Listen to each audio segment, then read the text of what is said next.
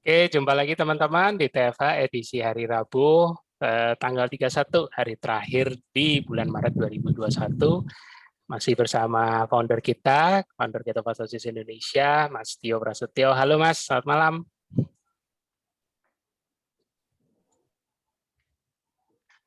Halo semua yang hadir, selamat malam. Ya Mas, selamat malam. Ada problem sinyal tadi, jadi masuknya agak telat. Moga Mas, malam ini. Ya, oke. Malam ini narasumber kita Mbak Yeni Surveiyanti, Dr. Yeni Surveiyanti. Nah, malam ini kita mau kepoin Mbak Yeni nih. Kepoin awal mulai Mbak Yeni dari grup Medcon 1 ya. Sekarang kita sudah punya 2 grup, Medcon 1 dan Medcon 2. Kalau Mbak Yeni masih dari Medcon 1. Iya, benar. Mungkin awalnya, tadi kan Mbak Yeni cerita, mungkin awalnya masuknya juga dari webinar ini. Iya. Ya Mbak Yeni, ini kita mau kepoin nih, mulai startnya, alasannya, awal tahu KF dari mana, alasannya apa, terus kendalanya yang dialami, perbaikannya, respon lingkungan, sejawat. Monggo Mbak, silakan ceritakan. Oh iya. Mbak pakai slide? Iya, slide. Coba ya. Ya boleh, silakan. Nah, di share screen. Nanti kalau nggak bisa dibantu Mas Budi.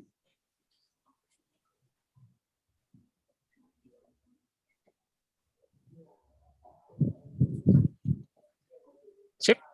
Udah kelihatan ya? Ya, tinggal di play aja Mbak. Play-nya kayaknya di bawah itu Mbak, yang ada tombol orange. Oh. Iya. Orange, nah itu. Ini kah? Nah, mantap. Nah.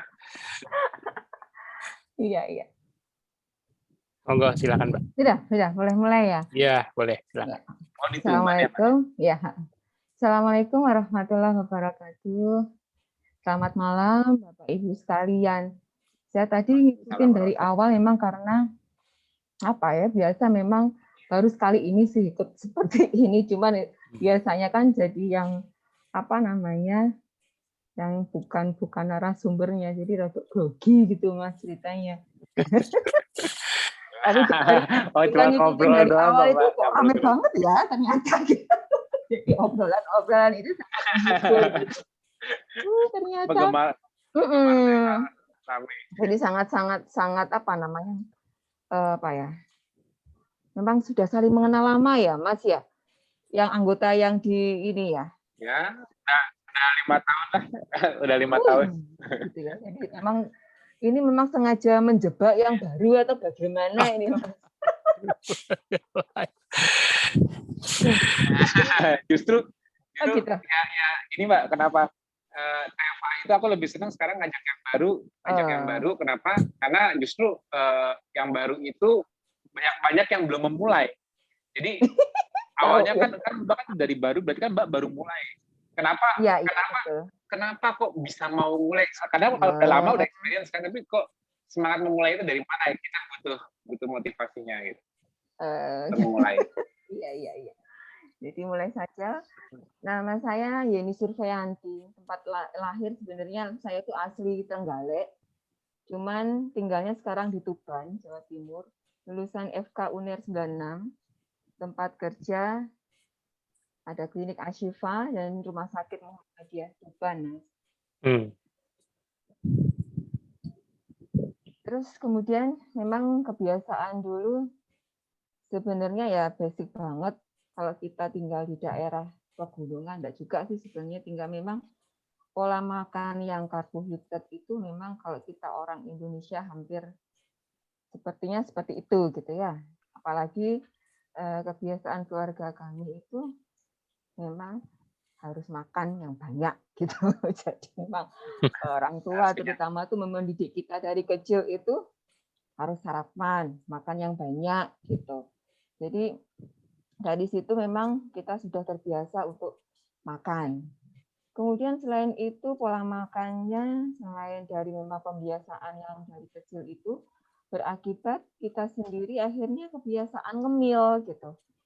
Apapun ya maksudnya cemilan memang ya seperti itulah. Terus seiring sejalan sebenarnya bapak saya ini tahun berapa ya? Saya sudah lulus kuliah sebenarnya waktu itu, sudah dokter dan juga sudah kerja di Rumah Sakit Muhammadiyah juga, tapi belum di Tuban. Saya masih di Kediri waktu itu. Beliau kena serangan stroke. Nah, itu salah satu riwayat penyakit keluarga yang memang ternyata basic komorbidnya dari diabetes. Nah, pola makan dan meskipun kita tahu juga ada komorbid ini dari keluarga bapak itu hampir semua saudaranya terkena diabetes gitu. Pola makan ini sebenarnya selain juga suka nyemil, itu sebenarnya dari mulai kuliah pun namanya juga kalau kuliah itu kan kiriman bulanan juga pas-pasan sebenarnya standar lah. Tapi kalau saya dulu lebih baik buat makan daripada buat yang lain gitu. Terus, nah seiring kita sudah lulus, jadi kita juga menangani pasien, memang kita sendiri dalam penanganan pasien itu akhirnya kalau kita memberikan saran gitu, kalau ada pasien ada yang berkeluhan sakit apa, selain berian obat mesti sarannya makan yang banyak ya biar cepat sembuh. Nah gitu, mungkin itu ya awal kebiasaan yang dulu. Kemudian hobi, jelas kalau sudah awalnya memang pendidikannya seperti itu, larinya memang hobi kuliner. Tapi sebenarnya saya enggak mengkhususkan waktu sendiri untuk kuliner ini, cuman kalau pas kita pergi keluar gitu aja atau pas perjalanan selalu menyempatkan untuk makan. Kemudian makanan favorit sendiri dulu sebenarnya berat badan saya itu naik drastis itu waktu hamil sebenarnya, karena waktu hamil itu saya hobi banget makan pizza. Nah, itu satu pizza itu yang ukuran sedang itu bisa habis saya makan sendiri gitu, karena memang suami tidak suka gitu. Nah, dari situ memang akhirnya berat badan nambah-nambah. Awal nikah itu saya masih 45-46 lah berat badan. Terakhir hamil ketiga itu anak saya 3, Mas. Anak saya 3, hamil ketiga itu berat badan saya sampai berapa ya? 65.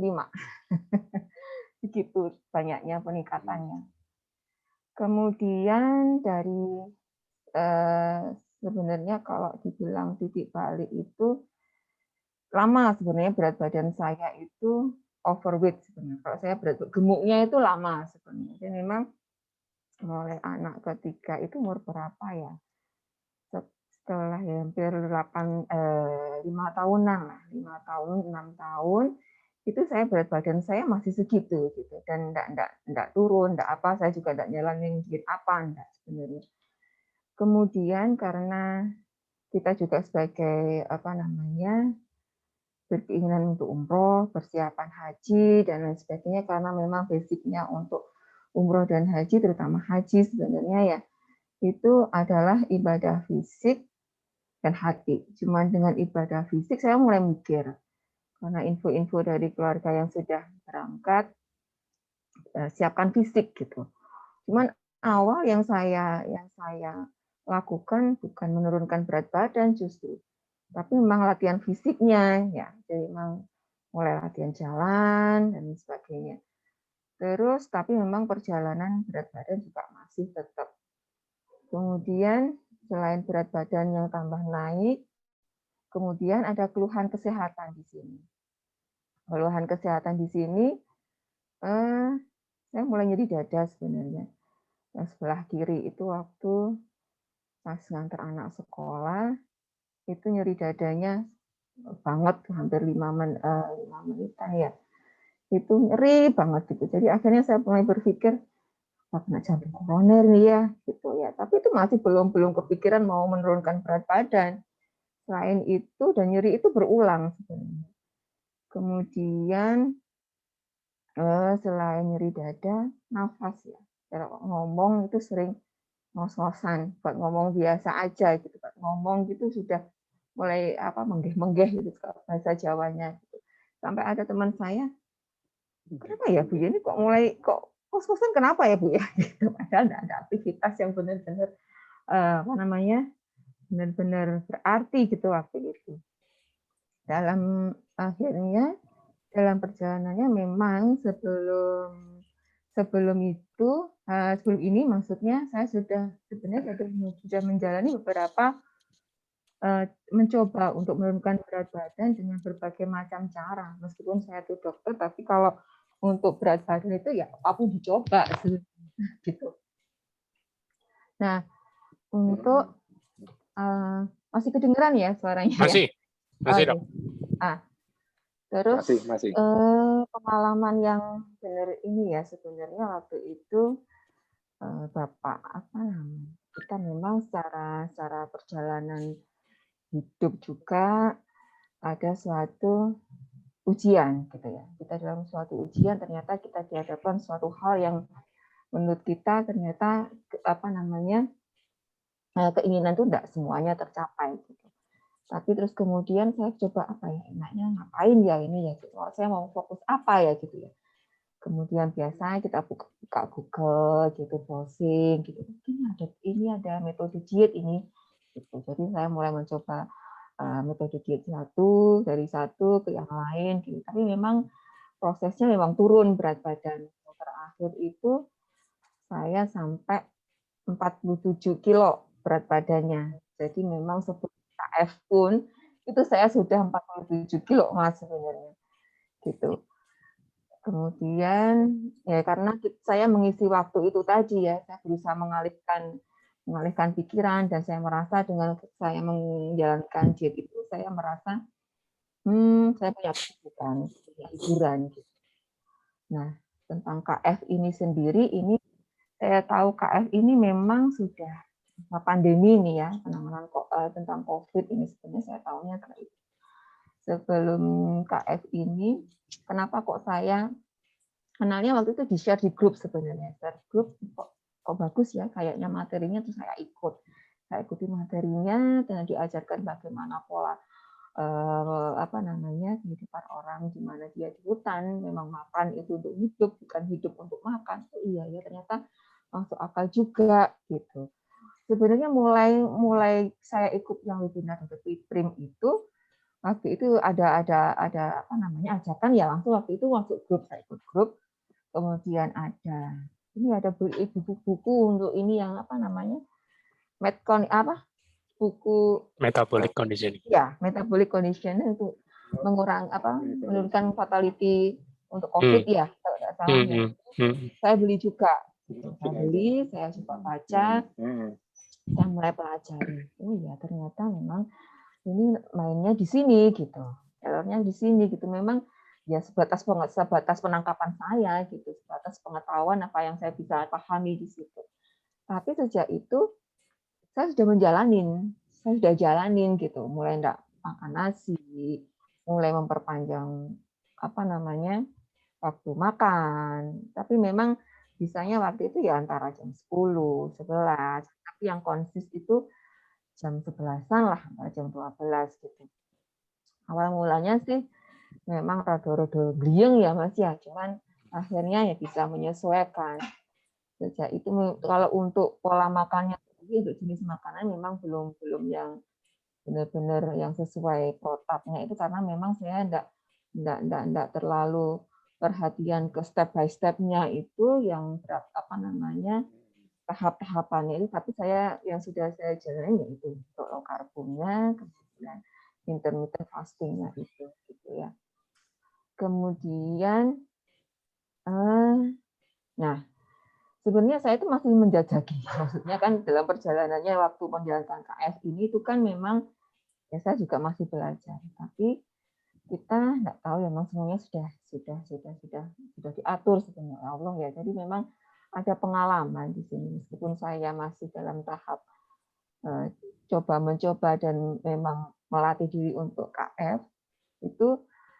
Kalau untuk keluhan kesehatan memang sudah lama karena memang saya sudah lama diet atau melalui menjalani program diet.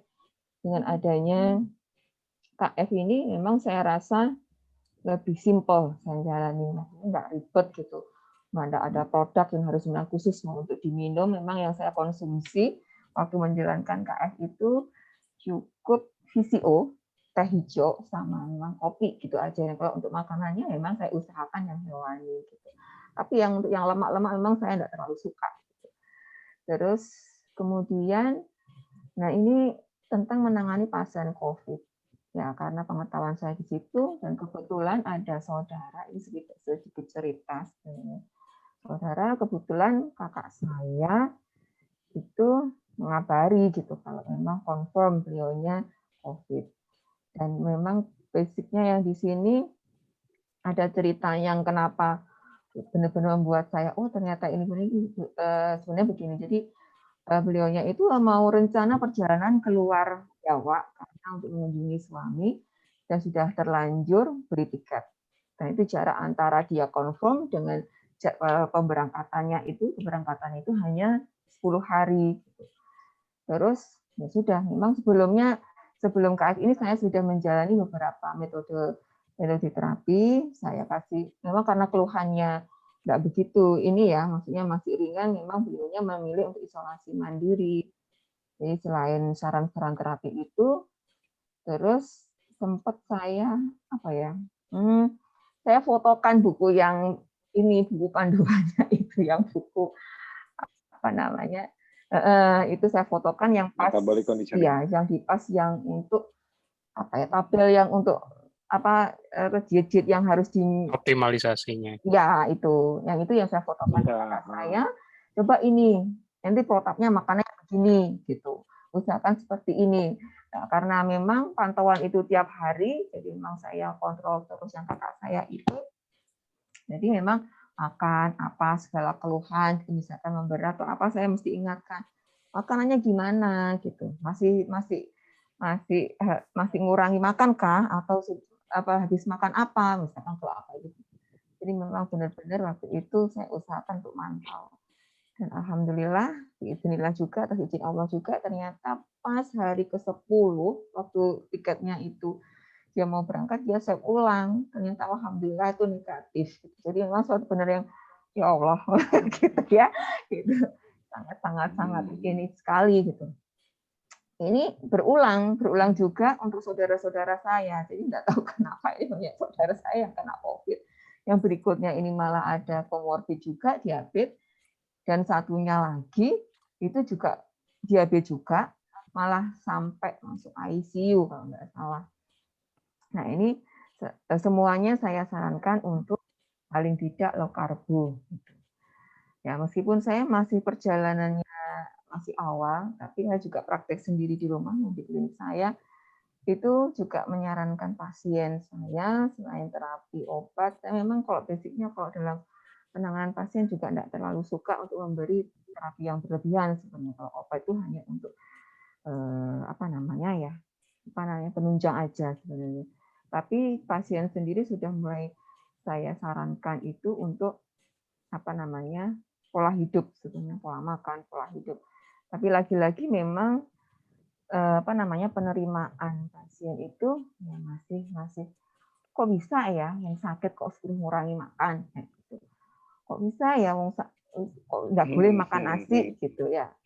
Masa nggak makan nasi bisa sembuh penyakit saya kayak gitu. Bayangannya misalkan kayak pegel-pegel apa kolesterol, saya nggak makan lemak, Dok. Saya nggak makan daging, Dok, kayak gitu. Nah, hal-hal yang kayak gitu yang memang kita perlu ekstra memang kadang-kadang menjelaskan itu perlu dengan bahasa pasien juga gitu. Iya. Terus saya coba sebenarnya ada satu pasien memang kebetulan beliaunya itu overweight. Terus saya sarankan untuk coba pola itu, meskipun saya sebenarnya belum benar-benar paham gitu. Cuman maksud saya itu paling enggak beliaunya itu mau ngikutin yang low karbonya dulu gitu. Ternyata maksud saya dengan begitu nanti coba saya lihat ya perkembangannya pasiennya ini gimana, tapi ya memang belum bisa menerima, jadi memang belum sampai saya pantau. Nah sebenarnya mungkin nanti ceritanya singkat sekali ya Mas ya. Jadi kan kalau kendala dari perjalanannya ini memang dari mulai awal saya kenal itu saya sudah mulai aplikasikan ke diri saya. Tapi dalam perjalanannya itu justru memang karena memang saya itu di grup aja ini memang kayaknya sengaja nih, kayak yang diambil ini yang nggak intens, ini yang di grup ya. Jadi ketahuan nggak aktif ini gitu, jadi harus ini. Sebenarnya saya sendiri juga kalau kita menjalani sesuatu, memang semuanya harus bersumber dari ilmu ya. Selama pengetahuan kita itu belum belum cukup terhadap bidang itu, akhirnya kita itu gampang goyah gitu ya. Jadi kita tidak bisa mempertahankan apa yang kita pahami, yang sudah merupakan pakemnya di situ, kita paham paling tidak basicnya lah. Itu bisa menguatkan kita untuk tetap menjalani di situ. Paling tidak kita punya alasan yang kuat gitu ya. Nah, ini termasuk penguatan diri sebenarnya. Kalau untuk kalau kita sendiri bisa memahami dan kita tahu apa yang kita jalani itu memang punya alasan dan juga memang benar adanya dan terbukti secara ilmiah itu ya. Dan setelah hasil itu kan memang sudah bisa untuk kesembuhan penyakit bisa dari situ, terutama yang untuk low carb itu. Kemudian karena kendalanya lagi, memang terutama dari diri saya sendiri sih. Kalau saya melihatnya itu tergantung dari kita sendiri. Kalau dari luar, kemudian masukan dari beberapa pihak, itu memang karena pengetahuan kita yang nggak kuat itu.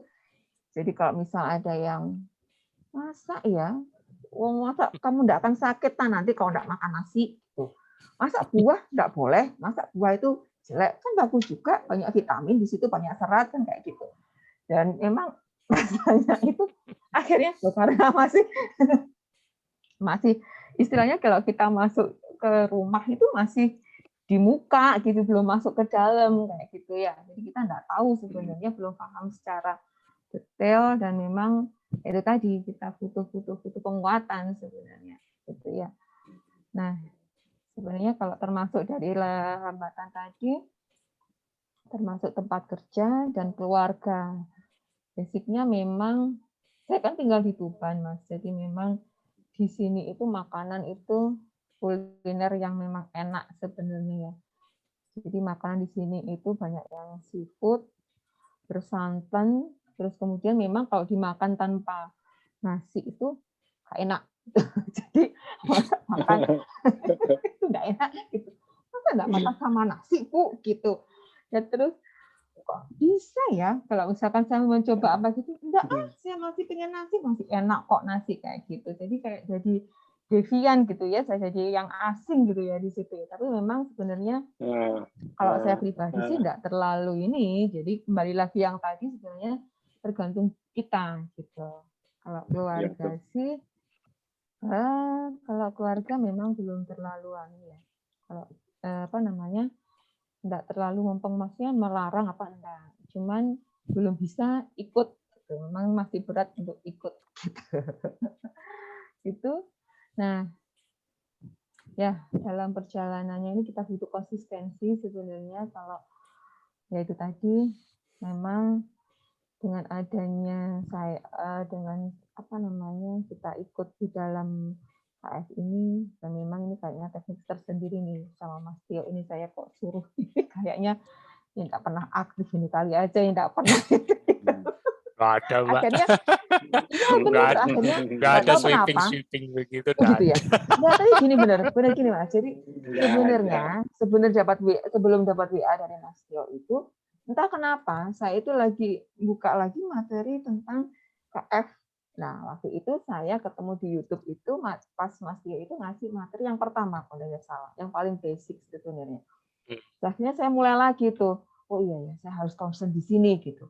Yang memang sebelumnya itu yaitu cheating, cemplong makan apa, makan ini, makan itu gitu. Yang anggapan saya enggak apa-apa, sedikit aja. Tadi kan sudah, sekarang enggak apa-apa, enggak boleh makan kayak gitu. Ternyata setelah cheating agak ini, berat badan saya naik dari 47 sampai 49 hampir 50. Nah, begitu ini, aduh ini jadi kayaknya saya harus mulai lagi deh gitu.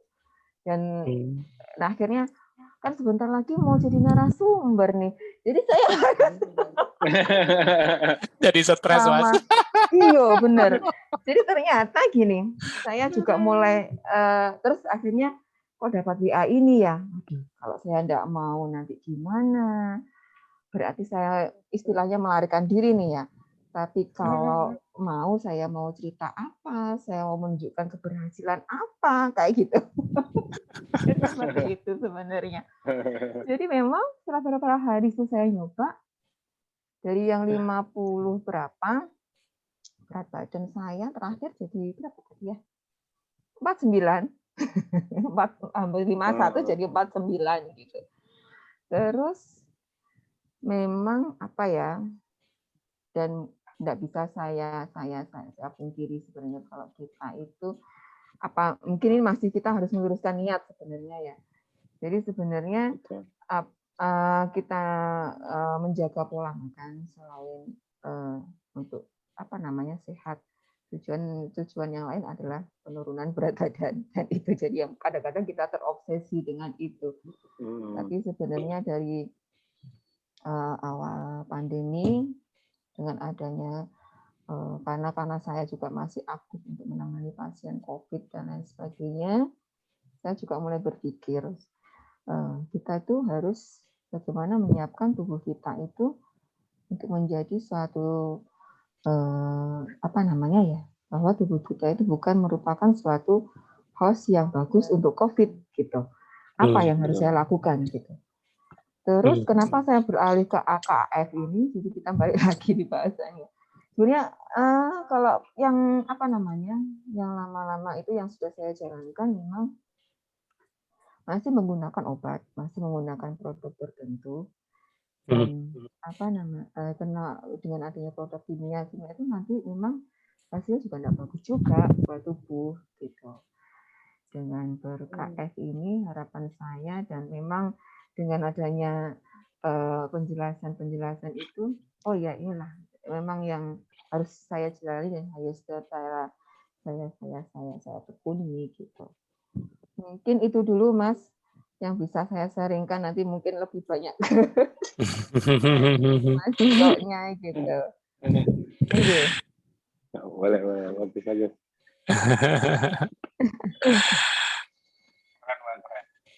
Tapi Mbak pas menjalani ini, Mbak ngerasa nggak badannya jauh lebih enteng, nyeri-nyeri hilang, gejala-gejalanya hilang? Iya. Nah begitu kapan itu saya? Jadi kayak pegel, kram, nyeri, itu hilang kan? Iya. Nggak perlu dipijit-pijit lagi kan? Nggak perlu manggil tukang pijit. Nah itu terbukti waktu berapa hari itu yang saya cheating, yang sampai berat badan naik hampir 3 kiloan itu saya mulai terserang pusing gitu. Dan setelah saya menata kembali makannya, ya mulai berkurang sih keluhannya. Iya kan, betul nggak? Jadi kayak dengan menghilangkan unsur faktor karbo aja, ya hanya dengan menghilangkan unsur faktor karbonya aja dari makanannya, kayaknya segala inflamasi di tubuh itu jadi turun kan? Iya. Betul kan? Nah, iya, itu baru nyeri-nyeri yang simpel, Mbak. Tapi itu secara sistemik sebetulnya kenapa Mbak merasa badan lebih enteng, nyeri-nyerinya hilang, itu cuma dengan Mbak kembali ketosis sempurna, itu seperti itu adalah yang aku harapkan. Dan harusnya Mbak merasa agak jadi juga gampang lebih rileks. Terasa nggak maksudnya lebih rileksnya? Betul, iya, lebih slow gitu. Betul. Kalau ngomong apa kita jadi nggak terlalu sepaneng istilahnya kalau bahasa Jawa ya. Sepaneng. Sepaneng. Pasti mau belajar. Maksudnya sepaneng itu kayak tegang ya. Maksudnya kayak apa? Emosional. Kayak bonus sepaneng terus emosi ya. Emosional. Makanya dia jadi lebih santai ya, lebih rileks. Kontrolnya. Nah itu makanya aku bilang semua nyeri-nyeri di badan kayak inflamasi.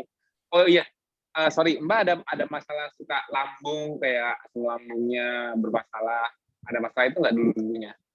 Kalau saya enggak di lambung ya, cuman karena memang dulu waktu saya enggak konsis itu, dan karena dengan adanya kadang-kadang kita istilahnya cheating ya, itu perut itu rasanya begah gitu ya, kalau kayak kembung gitu ya, penuh gitu kalau kita isi nasi gitu. Nah, itu. Betul. Akhirnya dari situ saya juga bisa menyarankan pasien juga gayanya ini. Kalau pasien kurangi nasinya, Bu, gitu. Kurangi nasinya, Pak, gitu. Tapi mereka pasien pasti tanggapan awalnya apa nggak lemes, Bu, Dok? Apa nggak lemes, Dok? Iya. Kalau saya Saya juga, makan apa gitu. iya, kayaknya mereka jadi bingung kalau nggak makan nasi, saya makan apa gitu. Iya, Pada pertama kali jawaban. Sulitnya ke orang awam itu pada saat kita minta untuk hilangkan unsur karbonya, mereka bingung loh, bukannya karbo itu makanan utamanya, tenaganya dari situ, betul nggak?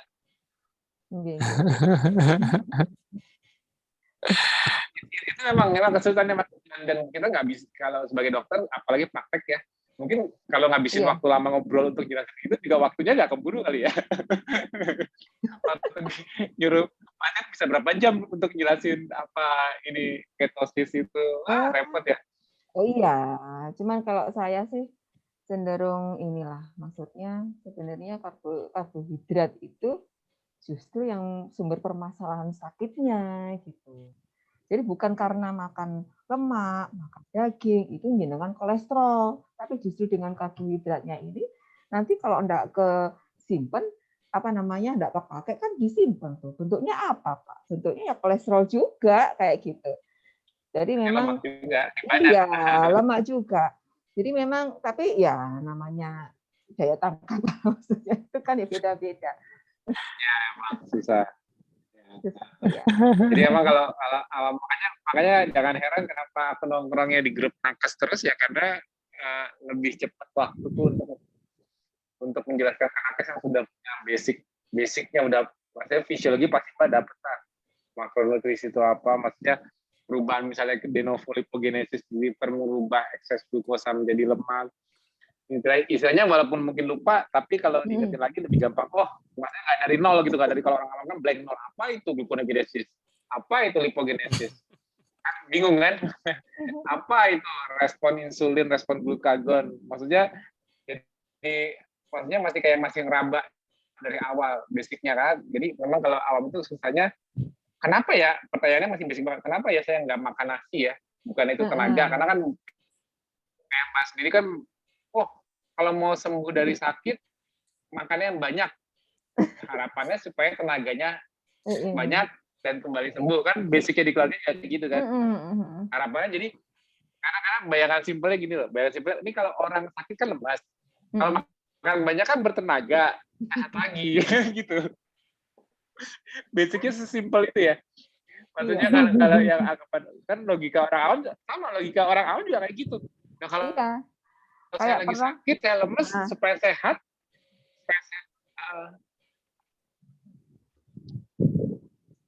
Pernah gimana, Mbak? Iya, pernah itu ya.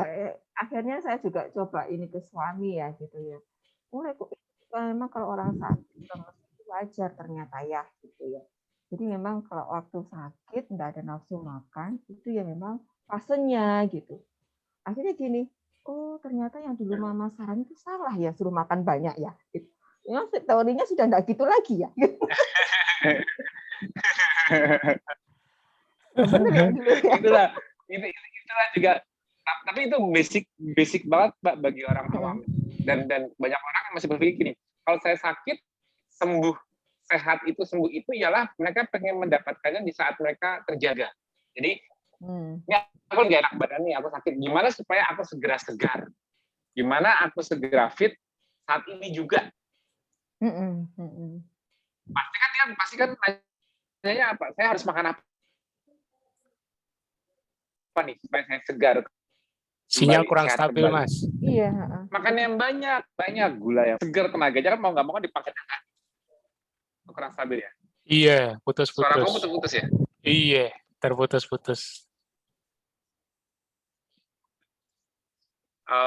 Mas Bud, aku coba off nggak pakai wifi dulu sebentar. Aku mau pakai sinyal biasa. Sebentar ya.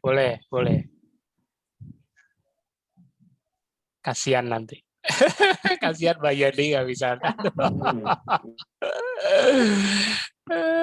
It's okay. Tadi seneng loh denger obrolan yang di sini, Mas. Itu ya. Terapi ketawa. Mas Gun, Iya. Iya Mas Gun. Mas, monggo. Bagus nggak Mas. sinyalnya? Sudah, bagus. Bagus. Ini aku pakai Telkomsel langsung. Iya. Tapi Kayaknya wifi ku nggak tahu. Indihome-nya lagi nggak stabil ya. Iya, aku pakai apa namanya? Itu yang apa? First Media itu jadi agak lambat. Oh, Kalau ada oke. apa ada nggak tahu sinyal lagi jelek. Tapi ini aku kok gantian aku soalnya kayak yang gaung ya. Tapi soalnya aku jelas ya, sinyal aku panasnya merah. Bagus, Mas. Oke, nah oke aku lanjut ya. Jadi kenapa sulitnya kita jelasin ke awam itu ialah sehat itu diartikan ialah segera sehat saat itu juga. Jadi sehingga orang itu pengen segera beraktivitas kembali. Kalau sehat kan mereka kan aktivitas. Jadi gini, sehat itu konsepnya ialah di zaman modern ialah segera. Kalau aku pusing, aku maunya segera seger. Kalau aku lemas, gemeter, pengennya segera sehat. Kalau aku ada nafsu makan, pengennya segera muncul lagi nafsu makannya. Harus langsung, pokoknya harus cepat bertenaga. Ya, konsep ini juga sering dituntut ke dokter. Jadi pasien ke dokter, mereka ngeluh, mereka maunya pulang setelah dibawakan sesuatu atau dari dokter, mereka langsung kerasa hasilnya. Oh iya, saya langsung enakan nih. Yang tensinya tinggi langsung turun, yang darahnya kental langsung encer. Yang inflamasinya tinggi, pusing apa, pulang dari dokter tersebut, wah dokternya top care. Betul ya? Kebanyakan tuntutan, enggak, tapi benar, tapi kebanyakan tuntutan pasien seperti itu kan? Betul. Iya. Mereka itu pengen sehat dalam konsep, sehatnya itu dalam konsep ialah sehat segera. Mereka pada saat terjaga gini menyadari bahwa mereka sehat segera. Padahal itu konsepnya itu sebetulnya konsepnya itu sebetulnya seperti menutupi lubang. Jadi kita menutupi lubang di pasien, tapi sebetulnya yang paling benar ialah kita harus treat-nya itu secara menyeluruh.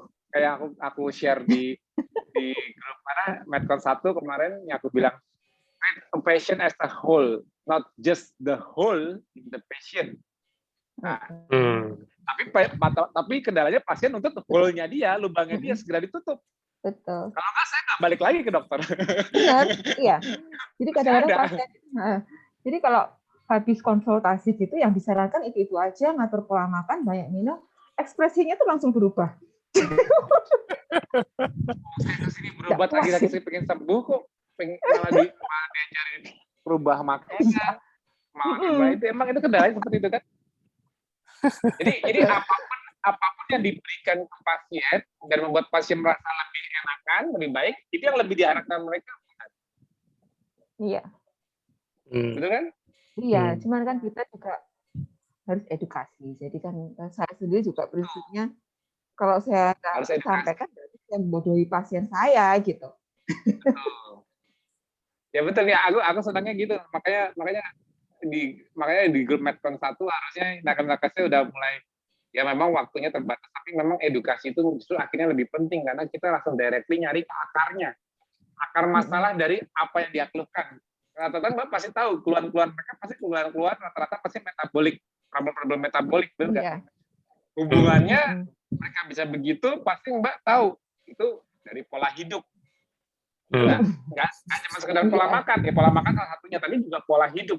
Ya, kalau kita bisa ngetrace banget, kita malah kayak aku pribadi sekarang di Japrian selalu mengkorek-korek. Karena apa? Karena aku mau tahu apa yang gangguan apa dalam 24 jam, bukan hanya pada saat dia makan.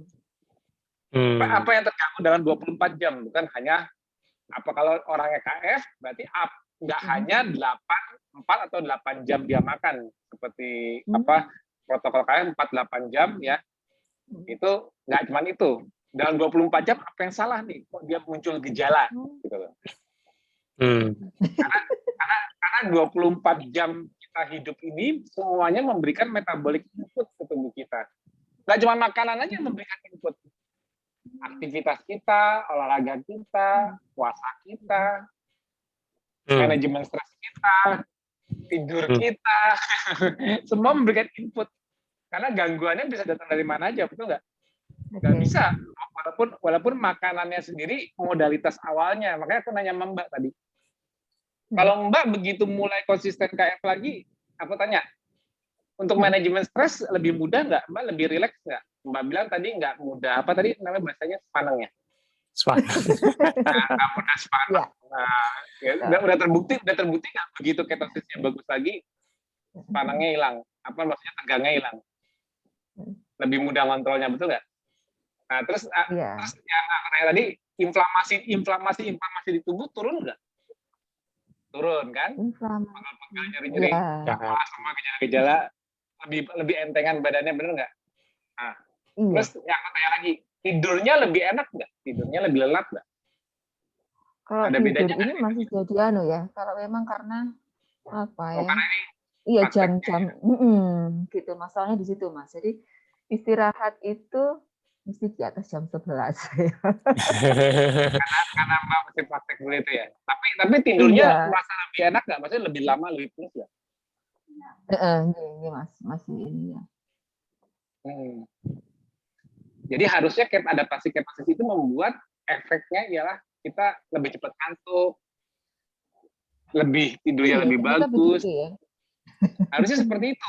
Tapi ya urusan duniawi orang kan beda-beda. Itu yang kendalanya, itu yang membuat yang adaptasinya seharusnya seperti itu, tapi kita sendiri tar dulu. Karena kita ada sesuatu yang kejadian gitu, karena kan memang ada urusan duniawinya. Nah, itu yang kalau itu masih jadi PR buat Mbak ya, seperti aku sering ingetin di grup Meton 1, jangan sampai ada hutang tidur berlarut-larut. Karena Mbak butuh di riset penggunaannya. Tapi yang sudah pasti langsung terasa begitu nggak makan karbo ialah apa? Mbak lebih mudah membatasi jendela makan, sudah pasti. Tidak cepat lapar lagi. Dan kalau makan kenyangnya lebih lama, betul nggak? Nah, ya kan? Jadi untuk membatasi jendela makan atau berpuasa dan makannya sendiri, satiety-nya tinggi nggak? Rasa satiety-nya lebih tinggi nggak? Gimana? Satiety itu rasa kenyang. Satiety itu rasa kenyang, maksudnya habis makan nggak cepet lapar lagi gitu. Iya, jadi kayak penuh gitu ya, Mas Ian ya. Ya betul. Maksudnya frekuensi Mbak makan nggak sesering. Oh iya, gitu. betul. Betul kan? Nah itu Mbak berarti menciptakan pembatasan kalori tanpa disadari. Ya kalau mungkin yang Mbak dulu melakukan suatu diet lain itu pembatasan kalorinya itu benar-benar diukur dan mungkin Mbak berasa membatasi. Kalau sekarang Mbak makan seperti ini, kenapa simple? Karena Mbak nggak merasa kalau membatasi makanan, tapi ya kenyang aja masih nggak lapar gitu loh. Betul nggak? Iya. Nah, itu dia simplicity-nya. Itu yang makanya aku bilang akhirnya kalau sudah ketosis, makan itu untuk hidup. Mbak nggak selalu kayak hidup untuk makan, bolak-balik makan mulu. Walaupun Mbak masih hobi kulineran, Mbak misalnya kulinernya makan seafood, makan ikan gitu loh. Kenyang, udah nggak dikit-dikit ngomel lagi, nggak dikit-dikit apalagi. Kenapa? Kenyangnya lebih lama nggak? Iya. Itu yang aku harapkan desainnya itu membuat Mbak itu secara tidak sadari jadi gaya hidup. Selama aku tidak makan karbo, jadi gini, pesanku cuma gini Mbak. Buat Mbak simple dalam memilih makanan. Gini loh. Kalau selama ini mungkin ada diet lain Mbak harus makan segala sesuatu yang harus mengandung ini yang Mbak pelajari gitu. Kalau di KF aku harapkan Mbak jangan terlalu pusingin itu, cuman pusing dengan teliti karbo aja selesai. Teliti yang saya makan ada karbonya nggak? Oh gitu ada ya. Gulanya, itu toh. Jadi wah hari ini adanya apa? Ikan, makan. Hari ini adanya apa? Ayam, makan. Hari ini ada telur, makan. Ada apa? Ya kan sumber hewani luas ya. Tapi Mbak telitinya cuma di nggak makan karbo. Jangan terlalu rumit di yang lainnya. Tapi Mbak, yang penting saya makan nggak ada karbonya dulu nih. Selesai. Itu dulu. Karena kan jadi Mbak bisa fleksibel dimanapun Mbak berada. Tinggal nyari, wah lauknya apa? Waktu jam makan nih. Nggak pusing. Misalnya kalau di sana apa sih? Kalau di sana warteg. Kalau di daerah Jawa Timur namanya bukan warteg ya. Itu kan Tegal ya. Apa ya? Rumah makan ya. Dimanapun Mbak di luar rumah makan Jawa Timur itu pasti dong ada yang lauknya, ada ayam goreng, ada bebek, ada telur asin atau telur lah apa gitu kan. Mbak fokus aja. Wah kalau berkuah karena mungkin daerah saya kalau berkuah itu biasanya dikasih gula, ya saya cari yang nggak berkuah, yang cuma digoreng tok, tapi nggak ada tepungnya, kayak gitu. Ambil aja, tinggal pilihnya kan bisa, kan cuma tinggal teliti karbo aja. Karbonya ada apa? Nggak ada. Oke, ambil makan. Kalau yang berkuah ragu-ragu, ini kayaknya manis nih kuahnya, walaupun misalnya kuahnya bening, tapi karena ragu, namanya makanan Jawa biasanya mungkin dikasih gula, ya udah nanti ditirisin gitu loh, jangan diseruput kuahnya. Makanya misalnya lauknya aja, apa sih contohnya, aku nggak tahu, kalau makanan berkuah kan banyak tuh. Misalnya Rawon. opor ayam atau apa, rawon. Saya ragu dengan kuahnya, takut dicemplungin gula, nggak usah pusing, tirisin aja. Oke. Nah, jadi Sampai ke situ, Mas. Saya belum sampai ke situ. Masih. Iya, maksudnya kalau makan di luar gitu. Betul. Masih kalau mau makan ya sama kuahnya, belum sampai neliti itu gitu ya. Iya, kalau masak di rumah sendiri kan itu, cuma kalau Mbak udah kerasa, kalau manis itu kan kerasa kan di lidah, ini manis nih kuahnya. Nah, itu Mbak langsung ini udah tahu, udahlah, nggak mungkin kan nggak mungkin lah kita makan di rumah makan lain atau di restoran manisnya itu dia manisnya pakai apa, stevia, diabetes, orang nggak mungkin loh. Pasti nggak benar begitu. Aduh, begini udah manis nih, udah ambil apa, kuahnya jadi makan. Nah, itu tekniknya seperti itu. Jadi dibuat simple, jendela makan itu dibuat simple supaya Mbak bisa menikmati ya, lebih menikmati. Jadi lebih enjoy.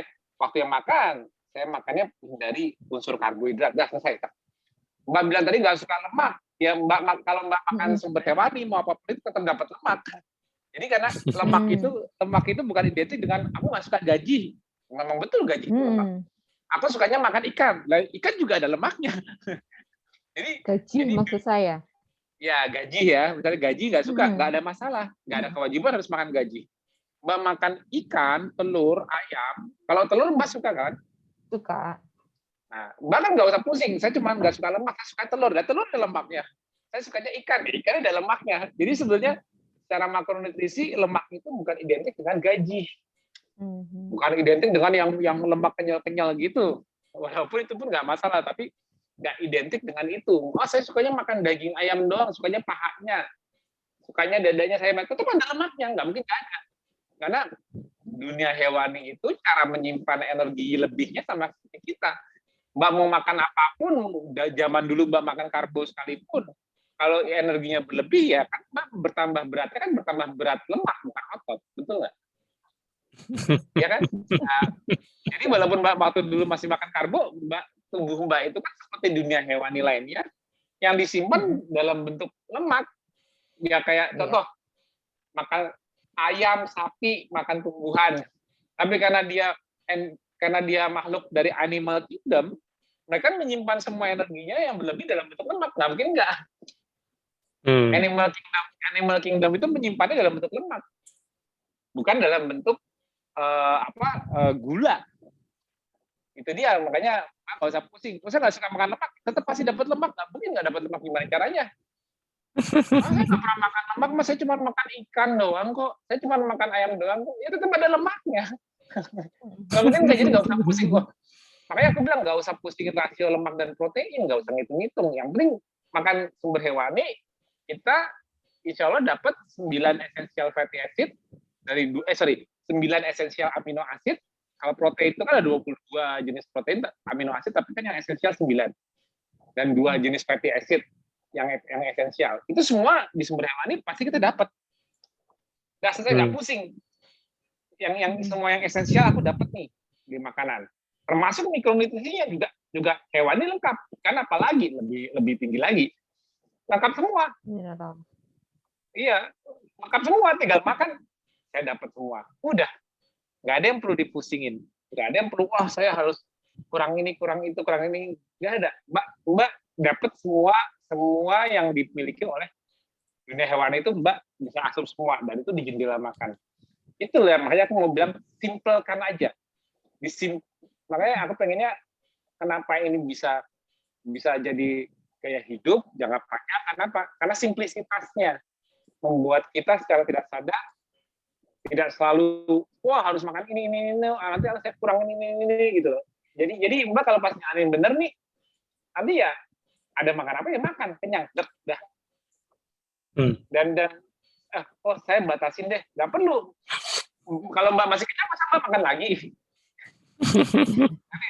Artinya jadi Mbak punya kalori restriction-nya alami, satiety Mbak yang bimbing, yang guide. Rasa lapar Mbak juga guide, Mbak, untuk bisa menentukan berapa banyak jumlah yang Mbak harus makan. Itu yang aku bilang. Jadi makan itu untuk hidup, dan itu nanti terbukti kalau Mbak jalaninnya adaptasinya yang bagus. Ya memang akhirnya saya makan hanya untuk hidup ya. Saya nggak kayak dulu lagi yang dikit-dikit harus kalau nggak makan saya nggak bisa hidup, alias gini. Kalau nggak makan saya nggak ada tenaga nih untuk gerak. Enggak kan?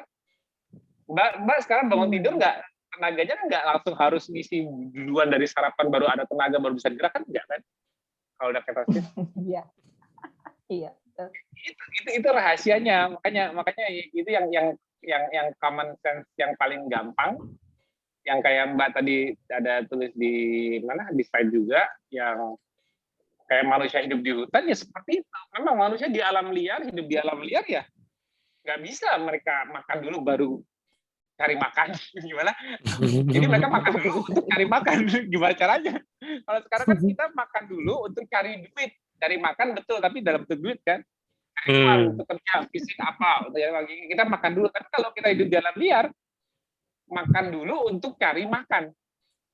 Kayaknya aneh ya. Kita harus cari makan, padahal kita baru mau cari makanannya. Nah, jadi belenggu metabolisme di mana tubuh sebelumnya tidak bisa melihat cadangan tangki bensinnya di mana, dibuka. Jadi benar-benar sekarang kayak Mbak kayak punya freedom, punya kebebasan untuk memakai tenaga Mbak langsung akses dari tangki bensinnya, body fat. Itu kelebihannya dengan nggak makan karbo. Nah, itu yang menjadi penguatan Mbak. Kan Mbak tadi bilang, saya harus cari ilmunya, harus cari make sense-nya, supaya saya nggak gampang galau. Karena kan pasti kan banyak kan masukan dari sana sini, masa kamu nggak makan nasi? Bahaya loh. Makan nasi kan tenaga kamu bisa ini loh. Atau misalnya, kamu nggak makan lagi, ini misalnya lagi pada makan durian, makan mangga, makan apa, pisang. Favorit itu durian. Iya, makanya mereka bilang, kan ini kan durian kan banyak vitaminnya, pisang kan banyak apanya lah, apa yang manis-manis yang karbonya tinggi gitu kan, mereka alasannya kan pasti kan nunjukin apanya selain kalau nutrisinya ya paling jelas itu fruktosa dan sukrosa, maksudnya fruktosa dan glukosa kan udah pasti kan. Cuman justifikasinya pengen makan buah-buah manis kan ya nggak apa-apa, walaupun manis tapi kan banyak vitaminnya. Padahal kita tahu sendiri. Vitamin juga kebutuhannya kecil. Tapi makan buahnya berapa? Sekilo. Kebutuhannya mikro, makan buahnya sekilo. Kan konyol kan? Satu hal yang konyol kan? Jadi jangan kita terbawa oleh justifikasi seperti itu. Karena akhirnya kita sadar bahwa buah itu tidak bisa mengenyangkan. Malah siapa tuh narasumber kemarin tuh yang cerita sebelum KF makan pisang standar. Ngeri banget nggak? Standar. Iya sih, makanya kan saya pengen penjelasan juga tuh gini. Jadi sebelum yang KF ini dan beberapa itu saya sempat jalani yang pakai jus itu loh Mas. Jadi apa ya, pakai jus buah gitu. Dan memang berat badan juga turun kok. Ya kayak itu kan karena nggak memberikan karbo, karena kan tinggi fruktosanya. Karena kan biasanya gini loh. Orang kenapa kalau di dunia modern dipikir kalau udah jelas karbo, nasi, glikemik indeks tinggi, paling aman makan buah. Kenapa? Karena buah tidak memicu respon insulin, karena buah fruktosa bukan glukosa yang paling banyak, kebanyakan fruktosanya. Tapi kalau Mbak dengar penjelasan aku di grup metabolic conditioning tentang fruktosa, bahwa satu-satunya organ di tubuh kita yang bisa memetabolisme fruktosa itu cuma liver. Bayangkan seberapa banyak kebutuhan energi di liver dari sekilo buah yang dimakan. Sekilo 1 hari kali 7 hari. Udah kalau sekilo kali biar lebih banyak lagi di jus, biar lebih itu. Iya. Diminum. Tujuannya enggak malah mengkompakkan dan memperbanyak itu dengan apa? Oh ya saya kurus, tapi kemana larinya tuh fruktosa? Kan nggak dijelaskan kan? Iya sih, oh ya kalau hanya buah aja nggak makan nasi, katanya kurus. Tapi kemana fatnya? Ya kan nggak mungkin dong fruktosa di darah meningkat dibiarkan aja, nggak mungkin dong. Kan aku udah bilang di grup Medcon Satra juga udah pajarin. Apapun yang kamu makan, nggak peduli apapun yang kamu makan, semua kelebihan itu tubuh kalau mau nyimpen dalam bentuk lemak, bukan dalam bentuk kelebihannya disimpan dalam bentuk protein, jadi otot, nggak mungkin. Bukan disimpan dalam bentuk gula, nggak mungkin. Mana mau tubuh hiperglikemia. Ya. Jadi apapun sumber nutrisi yang tubuh berlebih dan tidak dibutuhkan dan akan disimpan, cuma satu cara menyimpannya, lemak. Tapi saya nggak makan lemak, ya terserah. Pokoknya kalau berlebih lemak. Nah, tapi masalahnya nih penyimpanan lemak ke adipose tisu, ke pipi perut paha itu butuh respon insulin. Nah, gimana caranya supaya saya nggak tinggi lemak di perut? Oh, makan buah yang manis aja. Manisnya itu nggak jadi lemak di pipi perut paha. Betul. Tapi lemaknya di mana? Akhirnya kan nggak bisa tiba-tiba magically fruktosa hilang. Fruktosa saya nggak tambah gemuk, cuma makan buah manis doang, nggak makan gula atau nggak makan nasi roti mie, cuma makan buah doang, jus, saya bisa kurus. Tapi kan something yang masuk tubuh kita tidak bisa magically hilang. Kemana? Yang nyuruh ngejus itu menjelasin nggak? Akhirnya kemana larinya fruktosa? Apakah tetap disimpan dalam bentuk fruktosa?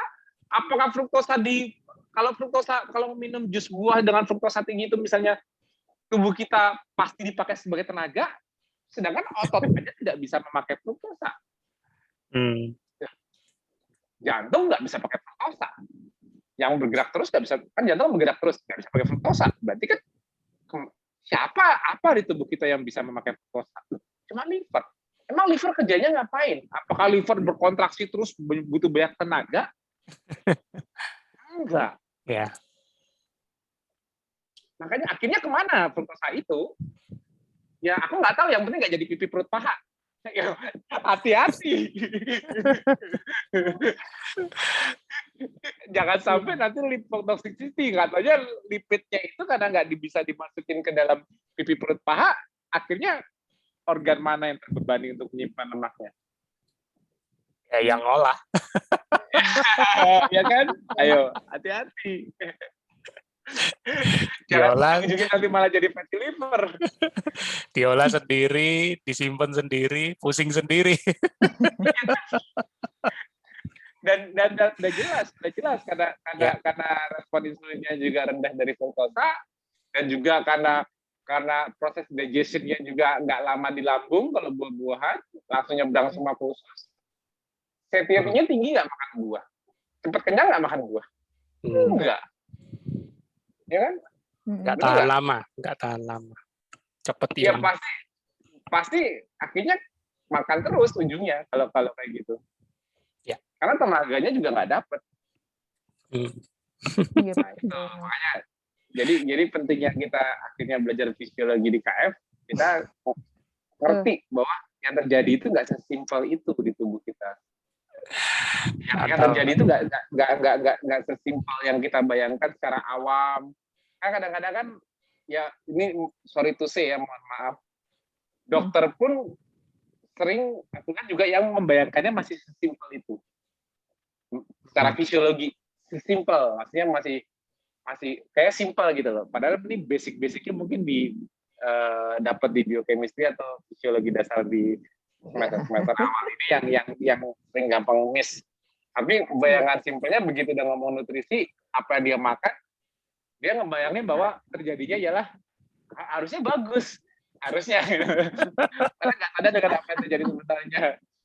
Makanya kan kalau kita men-challenge secara tubuh menyimpan energi berlebih itu kan kita kan men-challenge doktrin yang udah ada. Kayak men-challenge nasi adalah tenaga. Ya betul, ya memang gula itu bisa dipakai sebagai energi. Tapi kalau berlebihan, mau disimpan di mana? Kan tubuh nggak mau nyimpan gula. Tubuh kan pasti maunya nyimpan lemak. Selesai kan? Nah, itu dia. Jadi setelah dipikir-pikir, yang kita dokternya lah hindari lemak. Maka jadi kan begitu disuruh hindari lemak ya pasti yang dibanyakin apa? Karbonya bukan. Kalau doktrin awalnya ialah low fat, hindari lemak, ya habis makan apa lagi kalau hindari lemak? Mana ya sedikit lemaknya ya? Yang paling sedikit lemak dunia tumbuhan ya. Kalau untuk tenaganya nasinya pasti yang banyak. Apalagi? Apalagi? Tapi ujungnya tubuh nggak mau menyimpan gula. Ujungnya gula pun menjadi lemak. Ya. Karena sifat tubuh kita semua ekses energi dari makanan selalu jadi lemak. Termasuk gula yang masuk dari usus kita. Selesai. Kalau kita malah nggak bisa nyimpan jadi lemak dan muncul hiperglikemia, masalahnya udah beda, itu diabetes. Betul. Ya kan? Oke, Mas. Aku nyela dikit nih, mumpung Mbak Yeni juga ini, karena Mbak Yeni kan juga masih baru. Jadi aku tadi sempat WA ke Mas Tio, ada satu studi kasus Mas, kita bisa bedah sama-sama nih. Nanti note-nya dibaca ya Mas ya, tapi aku kasih rekapannya itu supaya Mas Tio gampang bacanya. Nanti aku juga share di sini studi kasusnya. Jadi ini kronologi sebelum ber-KF dan sesudah saat menjalani KF. Kebetulan yang bersangkutan aku samarkan dulu ya kan, karena ya ini masalah privasi, tapi beliau mengizinkan bahwa untuk dibahas di TFH ya. Cuman ya kita sama-sama bijak belajar dari studi kasus ini. Nah, kira-kira apa yang sebenarnya terjadi dan kira-kira bagaimana solusinya. Masalah nanti solusinya mau dipakai atau tidak, ya itu dikembalikan ke pilihan masing-masing ya. Karena sekarang beliau sudah tidak ber-KF, tapi studi kasusnya diizinkan untuk kita coba bedah sebenarnya apa yang terjadi ya. Oke, aku share ya. Jadi ini sebelum ber-KF ya, dia mulainya dari Maret 2020. Ya, bisa dibaca ya. Ini sebelum ber-KF ya. Jadi sebelum ber-KF. Jadi ini riwayat kronologis sakitnya kurang lebih. Badan mulai panas, tidur keringetan, pola makan sih normal, mungkin ya gizi seimbang, asumsi itu bebas gitu. April makin panas, inflamasi. Kayaknya berapa? 1.700. 1.700, tinggi banget. Ya aku sih nggak sempat minta hasil labnya, tapi ya kita mencoba menganalisa dari sini. Kemudian Mei sudah ke dokter spesialis, divonis DM, minum obat. Sudah pasti resisten banget. Pasti. Ya, jadi karena TG sama itunya HDL juga seperti itu profilnya. Terus tetap panas tinggi. Apakah ini demam psikogenik, jadi demam psikis? Kalau suhu tubuh sih secara angka 37, tapi kok berasa kayak naik. Limfosit tinggi dikit, berarti ada respon imunnya. Memang ada inflamasi. Iya, jadi ya itu udah pasti. Nah ini kaitannya saya concern di ada rasa panas agak tinggi, jadi ini inflamasi dari dalam. Kemudian Juni mungkin sudah ada perbaikan karena hiperglikeminya sudah agak turun dengan pola makan yang lebih rendah karbonya. Betul ya. Jadi secara hasil lab jantung bagus, torok bagus, kreatinnya oke, tapi masih panas, inflamasinya masih ada. Ya kan? Harus selalu TG udah turun 400-an ya kan, itu pasti kan karbonya harus turun dulu. Ya, nah sekarang yang menarik saat ber-KF. Nah, jadi dimulai dari Juli dia menerapkan puasa dan olga, kurang detail puasanya berapa jam atau olganya berapa intens. Nah, tapi di bulan Juli dan Agustus itu mengalami perbaikan signifikan. Cuman ya, tapi di bulan Agustus masih ada was-was. Walaupun sudah enakan, ini aku enggak kurang menemu yang benar-benar nyaman ini apakah menunya atau apa. Karena kaitannya was-was takut kumat, takut muncul lagi badan panas itu. Ya. Nah, baru mulai lagi September. Jadi kondisi masih puasa Olga, olahraganya sudah bisa lebih intens, dari 2 kilo jadi 10 kilo. Muncul tuh gejala asam urat, nggak bisa jalan. Dugaan kuatnya asam urat. Mungkin sempat konsul, tapi dibilangnya itu Riwayatnya, ada riwayatnya. kayaknya sih di sebelumnya coba Mas AU 7,2 Mas. Oke, tapi ada riwayatnya nggak? Nah, itu yang belum tahu. Karena tadi barusan ini. Tapi nggak apa-apa, kita coba analisa semaksimal kita, Mas.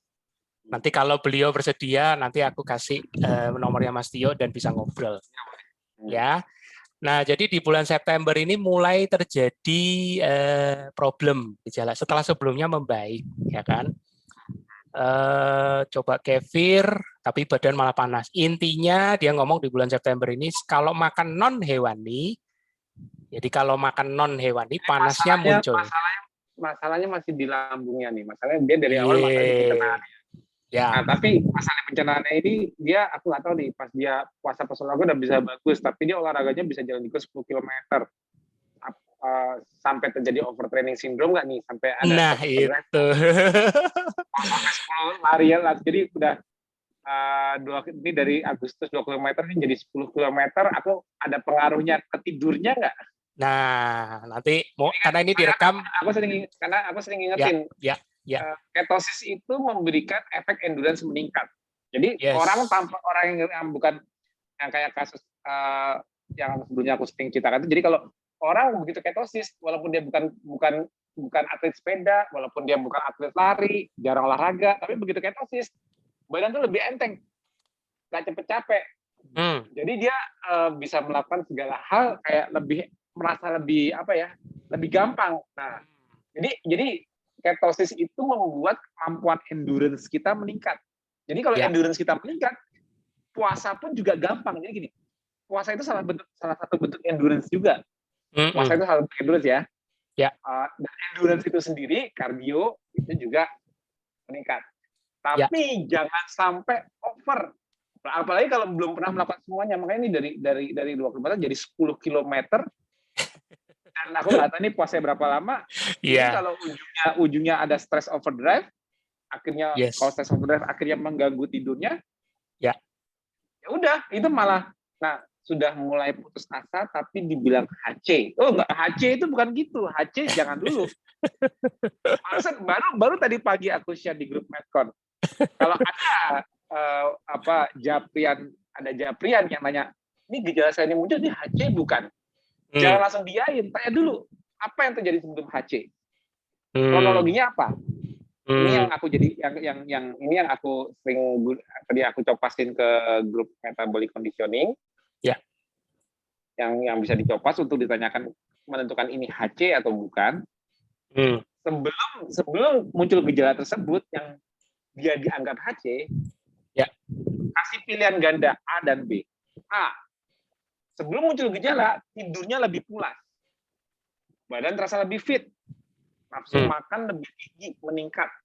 Jadi kayak lebih lapar ya, atau apa. Terus dia tidurnya jadi lebih enak ya, badan lebih enteng. Kayaknya badan lebih fit banget. Tiba-tiba muncul gejala. Apapun gejalanya. Itu HC. Tapi pilihan kedua, B. Sebelum muncul gejala, tidur malah jadi kurang, sulit, atau malah tambah sedikit. Merasa malah lebih jadi kok agak jadi lebih lemas, letih.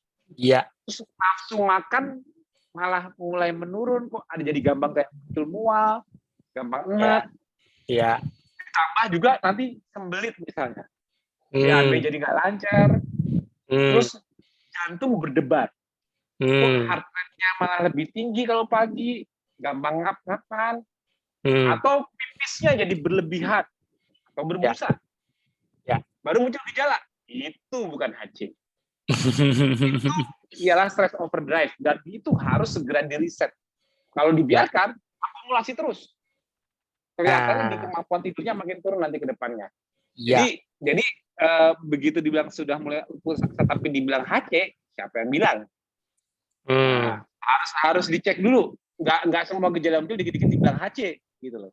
Nggak bisa. Terus apa nih makan ganti bakso ayam keto. Nah, jadi itu September, sepertinya sih memang indikasinya overload di stress system.